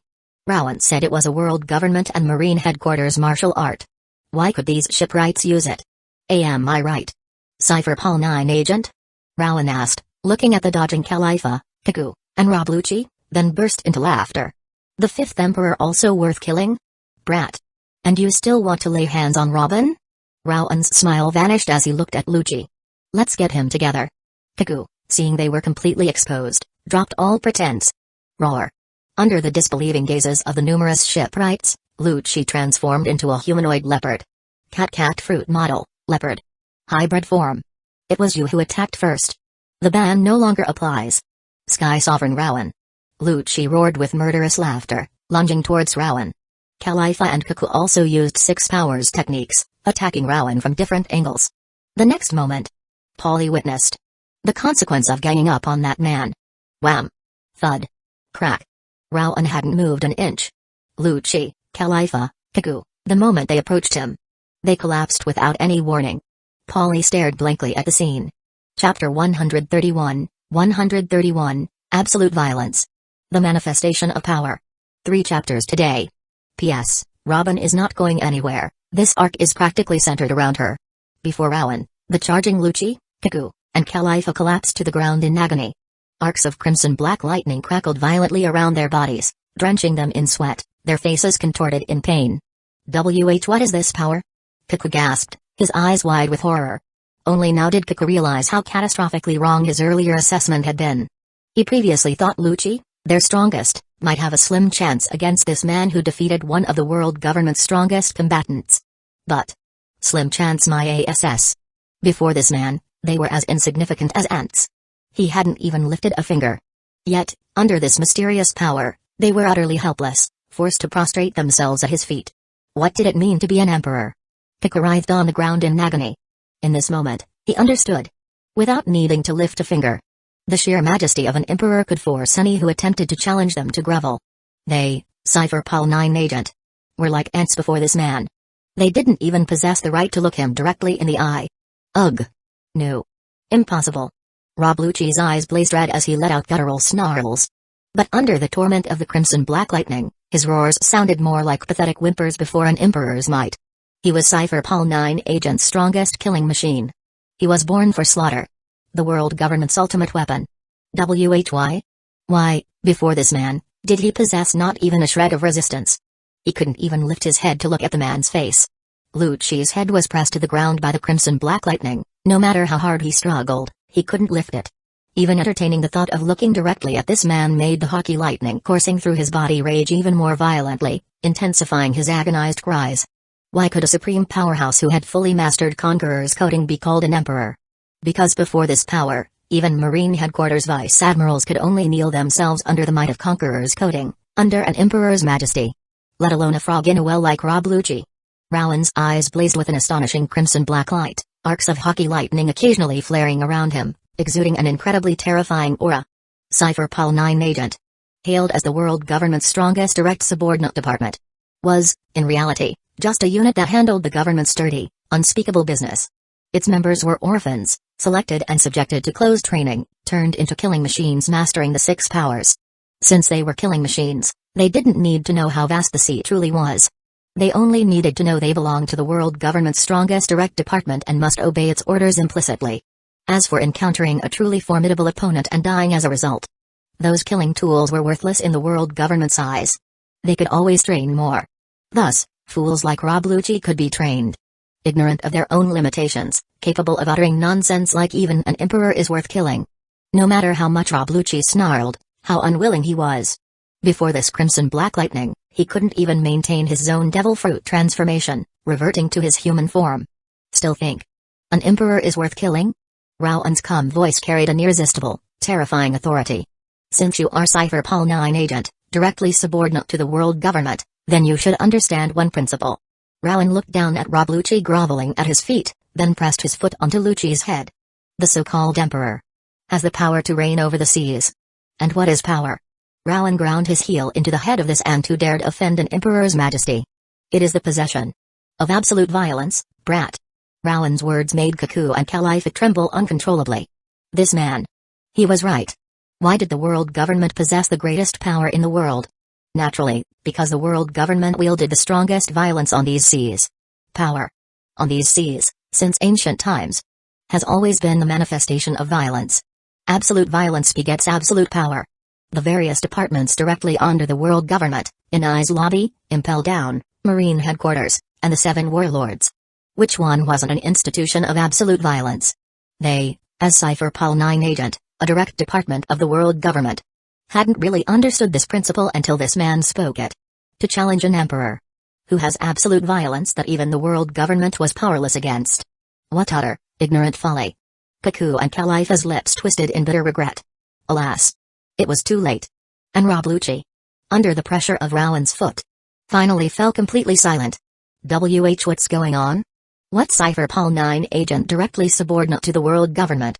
Lucci, Cuckoo, Califa. Why are you attacking Sky Sovereign Rowan? What in the world is happening? Pali, who considered Lucci and the others his friends, was completely bewildered. Lucci had always spoken through the pigeon on his shoulder. Now, he could speak on his own. And Califa and Cuckoo too, attacking Sky Sovereign Rowan for no reason. Instinctively, Polly wanted to rush forward and save them. But Iceberg stopped him. Mr. Iceberg? Polly stared wide-eyed. Calm down, Polly. Lucci and the others are world government agents. Iceberg, understanding everything now, stated, his expression incredibly grim. He never imagined the world government, to obtain Pluton's blueprints from him, would actually dispatch Cypher Pol 9 agent to infiltrate his company, remaining undercover by his side for 7 years. Such elaborate scheming. Iceberg felt a chill run down his spine. Lucci and Cuckoo were 2 of his 5 main foremen. Califa was his secretary. All people he deeply trusted. Fortunately, he had foreseen this possibility and entrusted Pluton's blueprints to Frankie. Otherwise, the blueprints would have likely fallen into Lucci's hands long ago. Looking at Rabluchi, now silent and unmoving beneath Rowan's foot, Iceberg sighed, but also felt a sense of relief. It seemed this crisis had been averted. You don't really think handing the blueprints to Frankie was such a seamless plan, do you, Iceberg? Rowan, sensing Iceberg's current emotions, commented with a calm smile. What? Iceberg stared wide-eyed. I told you. No conversation here escapes my ears. The name Cutty Flam. They've already confirmed it. They were just waiting to deal with you, then confirm Frankie's identity before making their move. Rowan's words plunged Iceberg into an icy abyss. Right. Califa was his secretary. She knew all his movements. His meeting with Frankie 4 years ago, he couldn't have hidden it from Califa. Following that lead, with the world government's resources, discovering Frankie's true identity was only a matter of time. If not for this man's appearance, Pluton's blueprints truly would have been lost. Mr. Rowan. Why are you helping me? Iceberg asked, looking at Rowan, a hint of suspicion in his eyes. Iceberg had nothing worthy of this man's intervention. Unless it was also for Pluton's blueprints. Blueprints? What blueprints? Hearing this, Nami asked curiously. Anything targeted by the world government must be incredibly valuable. The blueprints for one of the 3 ancient weapons. Pluton. Rowan replied calmly. Pluton? The Pluton Crocodile was searching for? Vivi stared wide-eyed. This ancient weapon was the reason Crocodile targeted Alabasta. You are the former princess of Alabasta? So Crocodile targeted Alabasta because there was information about Pluton there? Iceberg felt a chill. This man indeed knew about Pluton's blueprints. Don't be so alarmed. We already know where the real Pluton is, we have no interest in it. The blueprints are useless to us. Rowan stated. As for why I'm helping you? You're one of the top master shipwrights on these seas, aren't you? Without you, our pirate ship wouldn't get the best modifications and repairs. Forget the difficulty of actually building Pluton. Even if Rowan obtained the real Pluton now, it would be useless. He currently lacked the energy source required to activate an ancient weapon. Among the 3 ancient weapons, only Poseidon existed in the form of a mermaid princess. Pluton and Uranus required immense energy sources to function. The Mother Flame was Imu's energy tool for activating ancient weapons. Without an energy source, ancient weapons were just piles of scrap metal. So Rowan had never shown any interest in them. Phew. Iceberg visibly relaxed upon hearing this. He didn't doubt Rowan was lying. This man before him was the 5th Emperor. An emperor's majesty had been fully demonstrated through the provocation by Rabluchi and the others. Nami. A fruit. Rowan said, looking towards Nami. Nami's eyes instantly lit up. She produced a banana from her pouch. A banana? What for? The surrounding shipwrights stared, dumbfounded. The emperor produced a banana? Humphrey. Consider yourselves honored. This is a scary ability no one on the seas gets to witness. The 5th Emperor. Sky Sovereign Rowan. In the act of plundering a devil fruit ability. Usopp puffed out his chest proudly, basking in Rowan's reflected glory. Plunder. Rowan stated calmly. Rowan didn't stop Usopp's boasting, in fact, he approved. An emperor's majesty and greatness needed to be displayed. But for the emperor himself to handle all the explanations and demonstrations every time was too demeaning. Usopp was perfectly suited to be the herald proclaiming the emperor's majesty and greatness. VMM. A stream of purple light was extracted from Rabluchi's body, then directed by Rowan into the banana Nami held. Rabluchi's strength was indeed decent. His strength rate reached apex purple. An average Marine Headquarters Rear Admiral wouldn't be his match. But such strength was useless to Rowan now. After reaching apex gold for strength-type traits, purple tier traits didn't even qualify as nourishment. Power progression became exponentially harder at higher levels. For significant further improvement, Rowan needed to plunder targets at least Admiral level. However, Lucci's cat fruit model, Leopard, was worth some money. It could make Nami happy. Gurgle. Gurgle. Under the disbelieving gazes of everyone present. Especially the horrified stares of Kaku and Khalifa. The banana transformed, its skin now covered in countless strange, swirling patterns. A devil fruit. Rabluchi's devil fruit. And Rabluchi's body began to wither, as if all his strength had vanished. Thinking about the description of this man. The man who can steal everything. Everyone felt a chill in their hearts. In this moment, that description became terrifyingly real before their very eyes. Anger an emperor. And you will lose everything. Rowan. What happened? Just then, Chopper and Robin arrived. That brilliant flash of lightning could only have come from Rowan. So, upon seeing his rumble fruit activate, Robin and Chopper had headed this way. Nico Robin. Iceberg stared wide-eyed. You know me? Robin asked, looking at Iceberg. I still have your wanted poster hanging in my room. Iceberg stated gravely. Would you like my autograph? Robin smiled. Are you still researching that dangerous subject? Iceberg's expression turned serious. Dangerous subject? You also know about the Void Century? Robin's blunt words made Iceberg's pupils constrict. But for me now, it's not dangerous at all. Beside me stands a man capable of shouldering the weight of the Void Century, after all. Robin declared, her lips curling into a beautiful smile. Rowan chuckled upon hearing her words. Iceberg fell silent. Rowan, who are they? Robin asked, looking at the 3 figures collapsed at Rowan's feet. Cypher Pal 9 agent. Rowan replied with a calm smile. Didn't expect Cypher Pal 9 agent to show up here as well. Robin commented, showing no fear, merely examining Lucci and the others thoughtfully. Well then, I'll leave our ship's inspection to you. Rowan began, looking towards Iceberg, but the next moment, his eyes flashed with crimson black light. Chapter 132, Bonus, wiping it from the map. Assault on Anai's lobby. What happened, Rowan? Vivi asked, looking towards him. Nothing much. Cuddy Flam, now known as Frankie, was captured by Cypher Pal 9 agent. Rowan replied. His words made Iceberg's pupils constrict sharply. There are more Cypher Pal 9 agent members in Water 7? Iceberg exclaimed, his voice cracking. Frankie possessed the Pluton blueprints. His master, Tom, had sacrificed his life to prevent the world government from obtaining those plans. He, too, had inherited Tom's will, determined to keep that terrifying weapon out of the world government's hands. But now, was it all for nothing? Blueno. User of the Door fruit model, Dimensional Gate Devil Fruit. A rather useful devil fruit ability. Rowan commented with a faint smile, looking at the unconscious Cuckoo and Khalifa. The door fruit model, dimensional gate devil fruit, while not directly enhancing combat power, its spatial manipulation abilities were quite useful to Rowan. Blueno had been undercover as a bartender in Water 7. Cypher Pol 9 agent's setup to obtain Pluton's blueprints was indeed meticulous, Khalifa as Iceberg's secretary, monitoring his every move. Cuckoo and Lucci as galley law foreman, controlling information within the shipyard. Blueno, as a bartender frequented by various informants, gathered intel from outside galley law. Frankie, being a cyborg, needed cola as fuel and often visited Blueno's bar. Without cola, Frankie's combat power plummeted. To capture Frankie quickly. Did they replace his cola with special juice, then seize him when he was weakened? Rowan's rumble fruit enhanced observation hockey scanned the situation, a curious smile playing on his lips.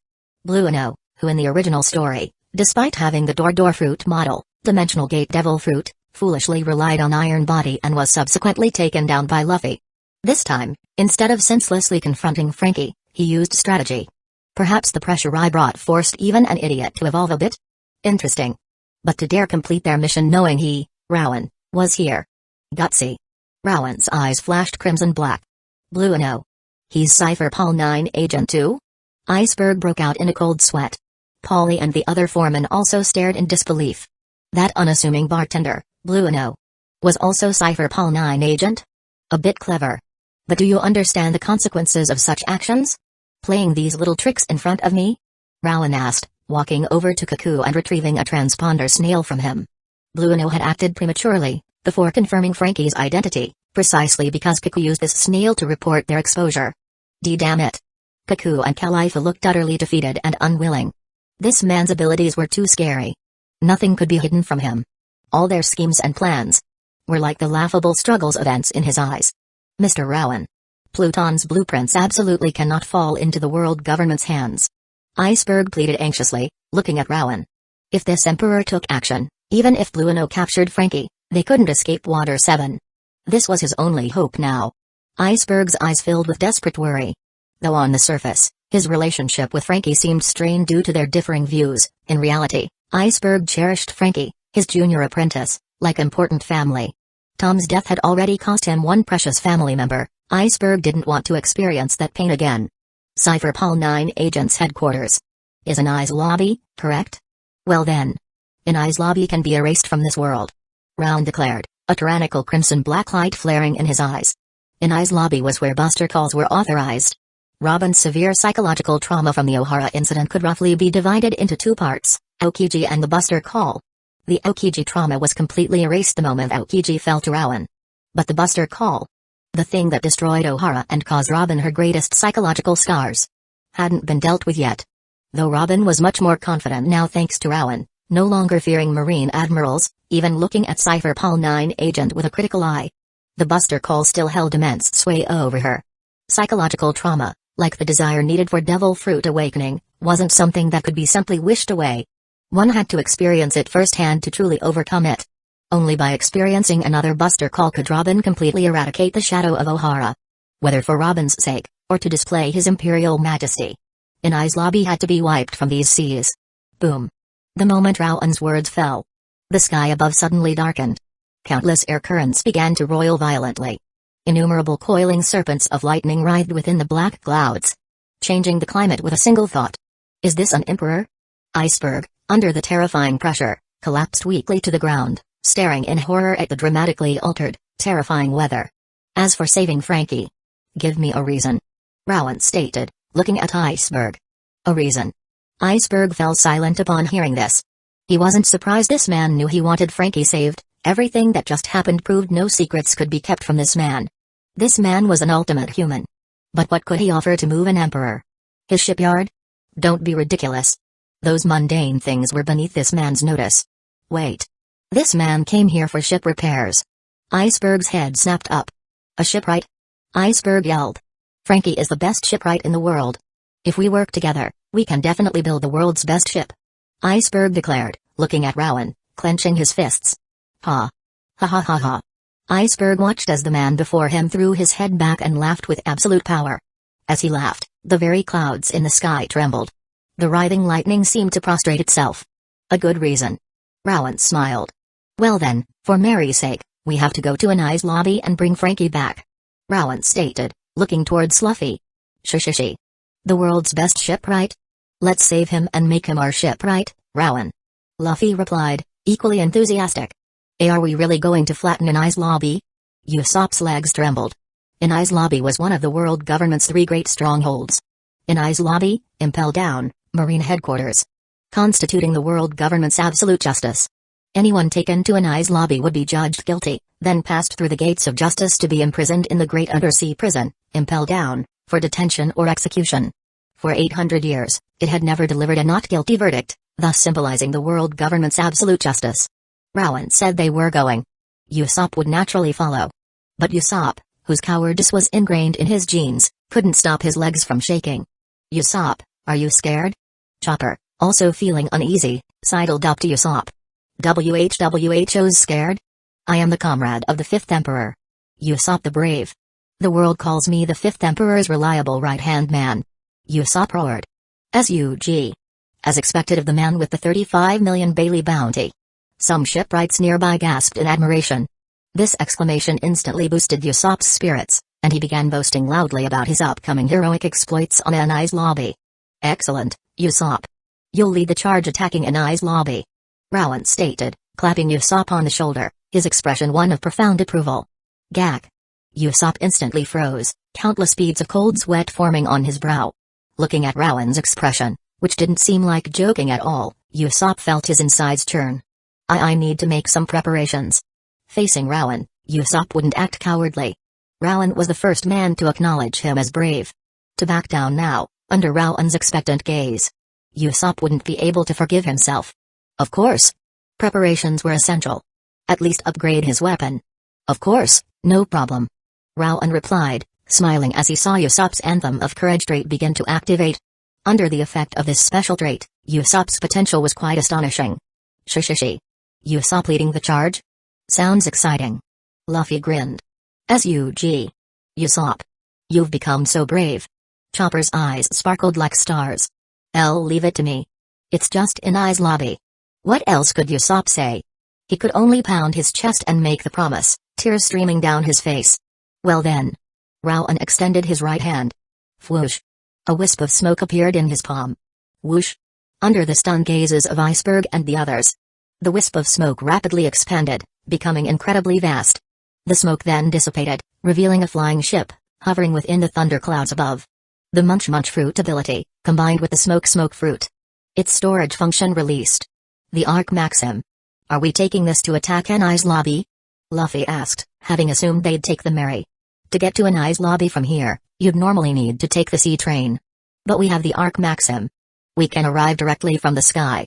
As for the Mary, she'll stay here for maintenance, awaiting our return. Rowan explained with a smile. Though in the original story, the Going Mary, guided by her Clapbatterman, saved Luffy and the others from Anai's lobby at the last moment. That was Mary's swan song. She only reached Anai's lobby by pushing herself with the last vestiges of her sailing spirit. Rowan certainly wouldn't let Mary do such a thing now. With the Arc Maxim, they could launch a surprise attack on Anai's lobby from the sky.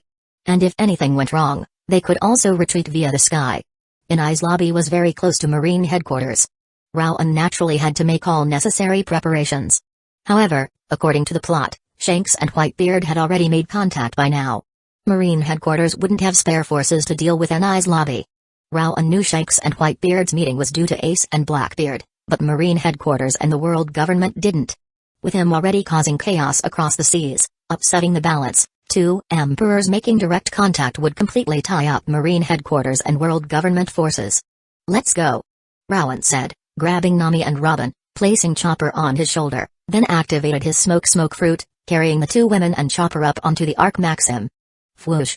Vivi transformed into a miniature sandstorm, appearing on the Arc Maxim's deck. As a sandstorm human of the sand fruit, Vivi could now hold her own. Her small hands were clenched tightly. This was her first official debut. The beginning of her journey to become Rowan's strength. Vivi's expression was one of serious determination. Shishi. Let's go.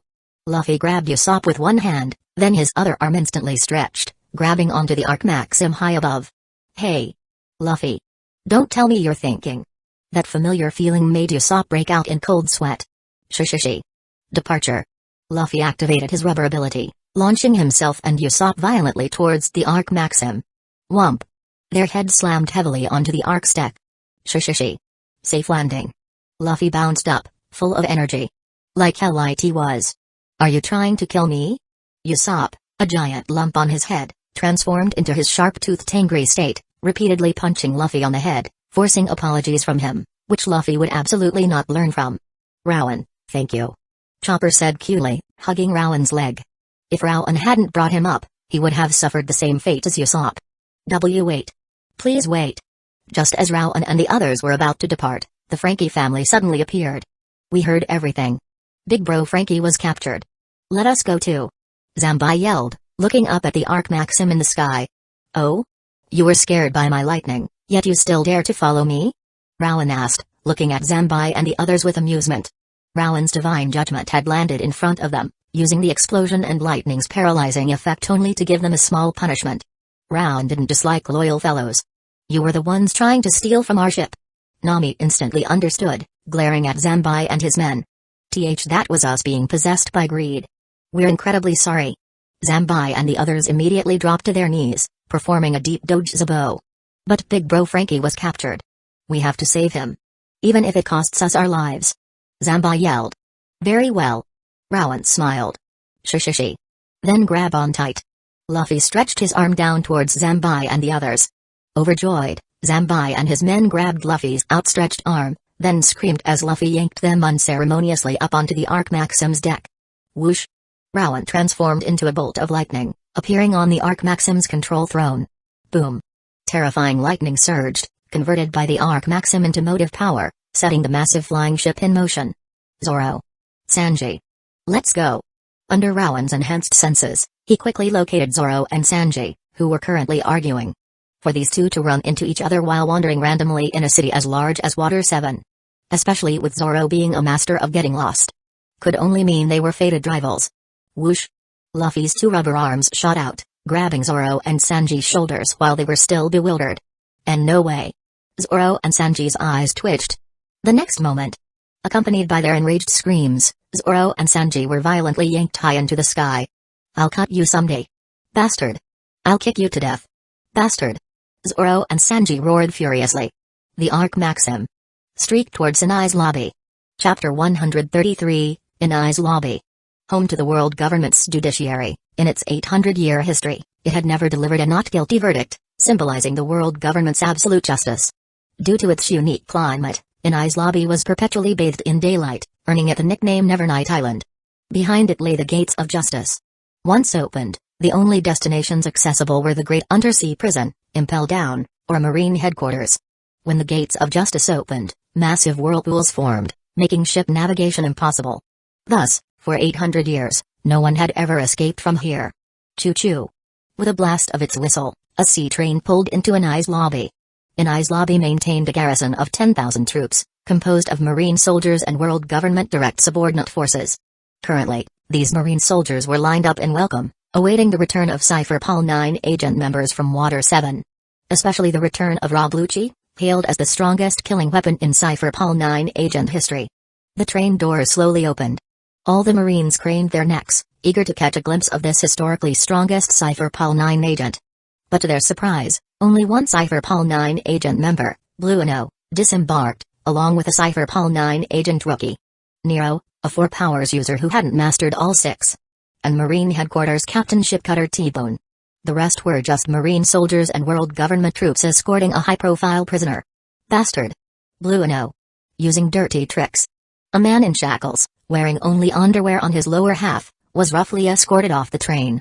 It was the head of the Frankie family. The self-proclaimed pervert, Frankie. Shut up. Blueno snapped, his expression incredibly grim, showing no joy at completing his mission. Rob Lucci and Kiko were far stronger than him. Yet, before that emperor, they were defeated so easily. A man capable of defeating a Marine admiral. Blueno's forehead was slick with cold sweat. Like Lucci and the others, Blueno only knew that Marine admirals were hailed as the world government's strongest combatants but had no concrete concept of their actual strength. As tools of the world government, a killer group, they didn't need to. Though admirals were the strongest, Rob Lucci was also called Cypher Pol 9 agent's strongest killing weapon. Blueno had assumed that even if Lucci was weaker than an admiral, the gap wouldn't be huge. But Lucci and the other two were instantly defeated by Sky Sovereign Rowan. Kiku's transponder snail had remained active throughout. Blueno knew exactly what happened. They, Cypher Pol 9 agent, and that man were on completely different levels. Fortunately, they had at least brought Frankie to an I's lobby. Their years of effort hadn't been a complete failure. If they had failed so utterly, they would all be erased from Cypher Pol 9 agents' roster. The world government showed no mercy to the useless. Move it. Blueno kicked Frankie down, then dragged him by his shackles towards the Tower of Justice. The heart of I's lobby, where Cypher Pol 9 agents' commander-in-chief resided, and which contained a complex network of secret passages. At the very top of the Tower of Justice hung the world government's flag. It was also the highest point on I's lobby, symbolizing the world government's supreme authority. Damn it. To think Sky Sovereign Rowan would show up in Water 7 at such a critical moment in the mission. And interfering with Cypher Pol 9 agents' business. Nico Robin is under his protection too. Even we, Cypher Pol 9 agent, have no authority to act against Robin while she's under Sky Sovereign Rowan's protection. Bastard. She was key to my promotion. Spandam paced furiously inside the commander-in-chief's office as Blueno entered. Well? What about Rob Lucci and the others? Why are you the only one back? After his tirade, Spandam glared at Blueno. They were defeated by Sky Sovereign Rowan. Blueno reported, his expression incredibly dark. What? Is Sky Sovereign Rowan insane? Attacking Cypher Pol 9 agent? Is he trying to declare war on the entire world government? Spandam shrieked, his eyes bulging. Rob Lucci was the strongest agent under his command. His own promotion hinged critically on Lucci. Chepapa. That man defeated a Marine admiral and trampled celestial dragons in Mary Ejos. He already made an enemy of the world government, didn't he? Sir, not only is your Doriki score a pathetic 9, less than a normal soldier, but is your brain also that slow? Fukaru, the Cypher Pol 9 agent member with a zipper over his mouth, commented. A common Marine soldier with a weapon has a Doriki of 10. Spandam's was 9. He only became Cypher Pol 9 agent chief due to his father and family connections. Defeated a Marine admiral. The 5th Emperor. Lucci and the others were taken out by him. Hey, you're lucky to have made it back alive. Blueno. Jabra, user of the dog fruit model, Wolf, taunted habitually. What did you say? Blueno glared murderously at Jabra. Yo, I don't say that. Our comrade of 5 years has returned. Since Lucci and the others were defeated by Sky Sovereign Rowan, I can only commit seppuku and join them in the next world. Kumadori lamented in his strange, theatrical tone, drawing a short sword and aiming it at his own stomach. Iron body. The blade struck his abdomen but was stopped by iron body. Regrettable. It seems I cannot die. Kumadori wailed dramatically. Then just hurry up and die already. Jabra roared, fed up with Kumadori's theatrics. But at least Frankie was brought back. Has it been confirmed? Is Frankie the Cutty Flam from years ago? Spandam, though frustrated with his bizarre subordinates, knew their strength was key to his ambitions. Since Lucci and the others were defeated, so be it. What Spandam cared about most now was the whereabouts of Pluton's blueprints. If he could obtain them, not only would he be blameless, he'd have performed a great service. Since even the world government forbade engaging Sky Sovereign Rowan, Lucci falling to him wouldn't reflect badly on Spandam. Confirmed. He is Cutty Flam. Blueno stated.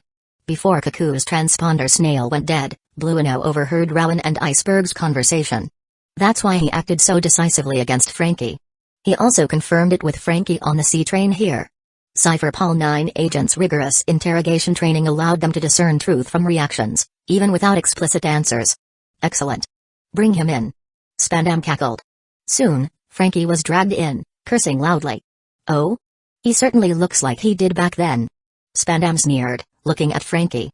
Beneath his own mask were scars from Frankie's gunstock years ago. Though Frankie was now a cyborg and looked very different, Spandam still recognized him. Spandam. Frankie growled, his eyes bloodshot. Spandam was the bastard who framed his master. Tom, though guilty of building the Pirate King's ship, had developed the sea train to atone.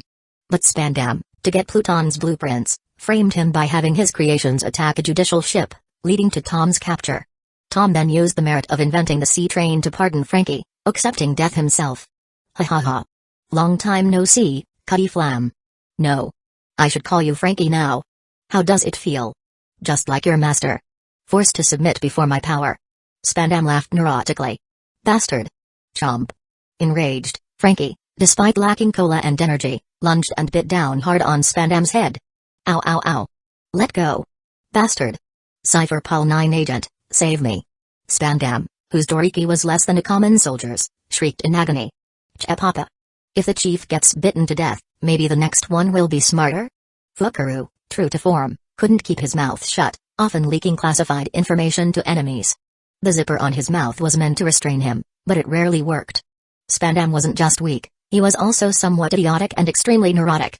If he weren't their Cypher Pol 9 agent chief, they would have eliminated this fool long ago. Ha ha ha. Wouldn't that be interesting? Jabra laughed, showing no intention of helping Spandam. Yoi. Why you people are too cruel. The chief is still the chief. I shall save you. Commodore declared in his strange tone, then kicked both Frankie and Spandam into the air. Thud. Frankie, being a cyborg, landed unharmed. Spandam, however, crashed down miserably. Yoi, where did the chief go? Commodore feigned ignorance, looking around. I'm fine. Spandam struggled to his feet, trying desperately to maintain his dignity as Cypher Pol 9 agent chief, though his bruised and swollen face made it impossible. Frankie. Just hand over Pluton's blueprints quietly. Now that you're here, no one can save you. This is Anai's lobby. Unbreached for 800 years. Ha ha ha ha. Spandam, keeping a safe distance from Frankie, laughed neurotically. Crash. Bang. The words had barely left his mouth when a large window of the chief's office exploded inwards. A massive gunpowder pellet struck Spandam squarely in the back. Boom.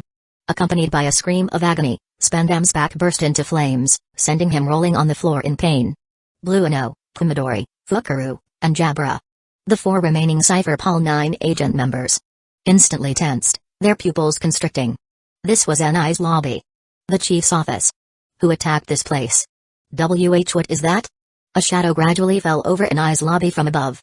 The Marine soldiers and world government personnel stationed on the island looked up, their eyes wide with horror as they saw, amidst roiling thunderclouds, a colossal flying ship slowly approaching.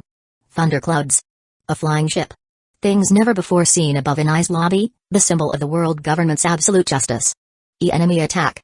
Terrified screams instantly echoed throughout Anai's lobby. Anai's lobby. Unbreached for 800 years was being invaded. Amazing, Usopp. At this high altitude, with these wind speeds, you still hit the target accurately. You didn't disappoint Rowan's faith in you. Nami praised Usopp, who stood at the foremost part of the Arc Maxim's deck. A rare compliment from her. With her climate sense, Nami knew exactly how difficult it was to hit a target accurately under such conditions. Ha ha ha. That's because of my newest special weapon. A slingshot modified with Skypia's dials. The giant black Kabuto. Usopp declared, shouldering a massive slingshot, laughing with bravado. After Skypia, not only Nami's combat power increased, Usopp, using various styles and his inventor trait, had created many new, powerful weapons. Rowan had him lead the charge, how could he let Rowan down? Usopp's eyes burned with fierce fighting spirit. SSUG. From such a distance, hitting the enemy leaders so precisely. As expected of the man with the 35 million Bailey bounty. Sky Sovereign Rowan's reliable right-hand man. The Frankie family members stared at Usopp, exclaiming in awe. They had initially dismissed the frail-looking Usopp, assuming his high bounty was solely due to Rowan's protection. They never expected his first shot to be so extraordinary. But the most astonishing one was still that man. Gulp. The Frankie family looked towards the control throne, where a figure, entirely transformed into lightning, piloted the colossal flying ship from Water 7 to Anai's lobby, and swallowed hard. The 5th Emperor, Sky Sovereign Rowan. It felt like witnessing a miracle. Big Bro. We're here to save you. The Frankie family, now able to see Frankie in the office below, roared in unison. Roar. The 2 giant king bulls also roared. These were the Frankie family's pets, like the Frankie family, they were fiercely loyal to Frankie, coming along to rescue him. Be bastards. Why did you come to such a dangerous place? Frankie, hearing the familiar shouts, rushed out frantically. Seeing his underlings on the deck of the giant flying ship amidst thunderclouds. He first roared in anger, then burst into tears. I super love you guys. My dear little brothers. Big bro Frankie. The Frankie family also sobbed openly. Hey. Frankie. We came to save you. After we save you, be our ship, right?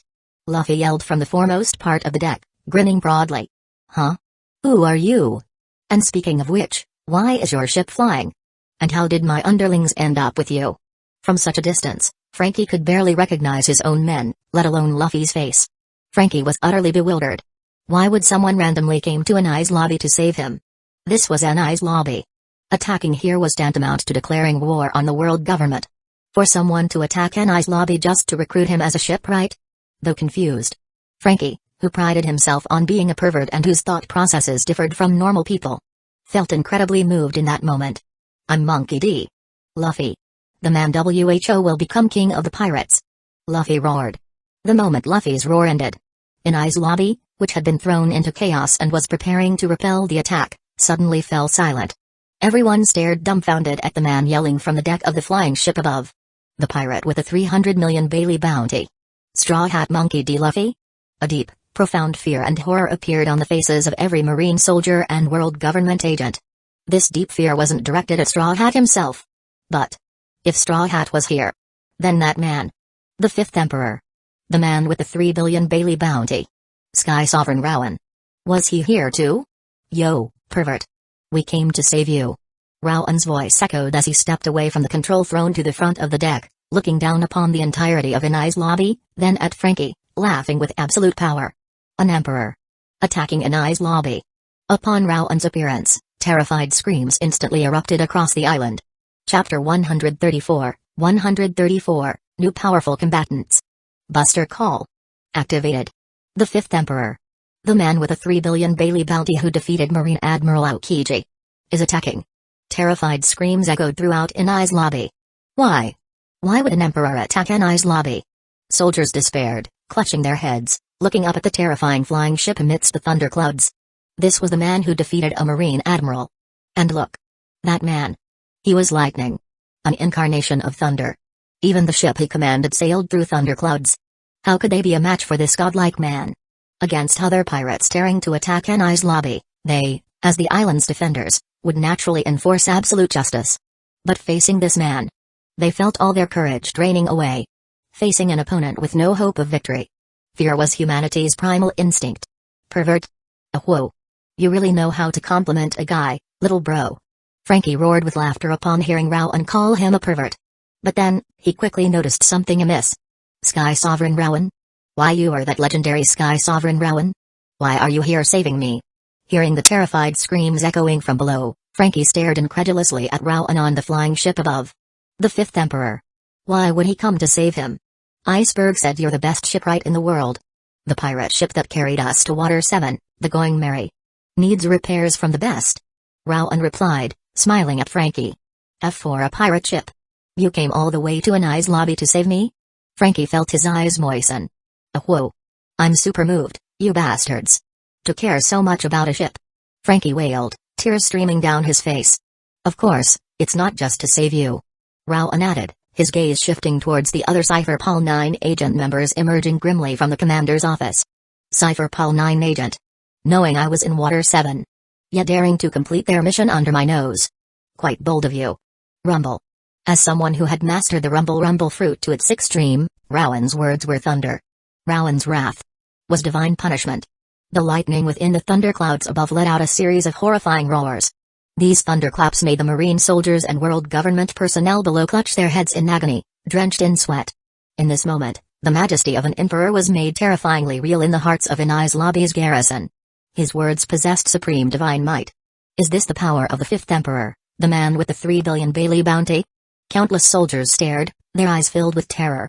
Damn it. He let me go on purpose. Blueno, though not the brightest, wasn't a complete idiot. He finally understood. His escape from Water 7 back to Anai's lobby wasn't luck at all.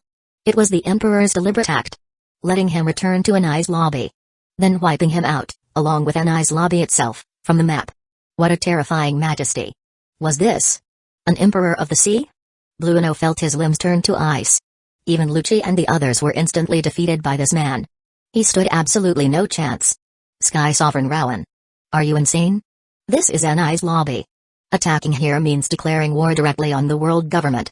Spandam, though weak, possessed the typical resilience of One Piece world inhabitants. Having survived Usopp's explosive shot, he managed to scramble up, hiding behind Jabra and the others, pointing towards the world government flag flying at the highest point of the Tower of Justice. Chapapa. So, the chief's brain really is quite slow. He already trampled the celestial dragons in Mary Ejos. He declared war on the world government long ago. Fukaru commented, cold sweat beading on his forehead. Hey. This pressure is no joke. Is this the oppressive aura of the world's most dangerous man? Jabra also sweated nervously. Why didn't tell me? Today I'm going to meet my mother in heaven? Kumadori wailed theatrically, sweating profusely, uttering words of filial piety. In reality, his mother was still alive, though old, and still working as an assassin. Robin, seeing the flag, flinched, her beautiful eyes narrowing uncontrollably. Robin was intelligent. Though Rowan claimed he wanted to display an emperor's might by raising an eyes lobby, Robin sensed a large part of his reason was for her. To help her eradicate the shadow the world government cast over her heart. Even though I've resolved myself. Seeing the world government's flag here, I still feel an uncontrollable fear. Rowan has done so much for me. I can't let him down. Robin fought to overcome her trauma. That flag. It really is an eyesore. Rowan commented, sensing Robin's internal struggle. He then looked towards the world government flag. Usopp. Rowan stated calmly. Robin's psychological trauma spanned 20 years. Simply coming to an eyes lobby wouldn't be enough to completely erase such deep-seated scars.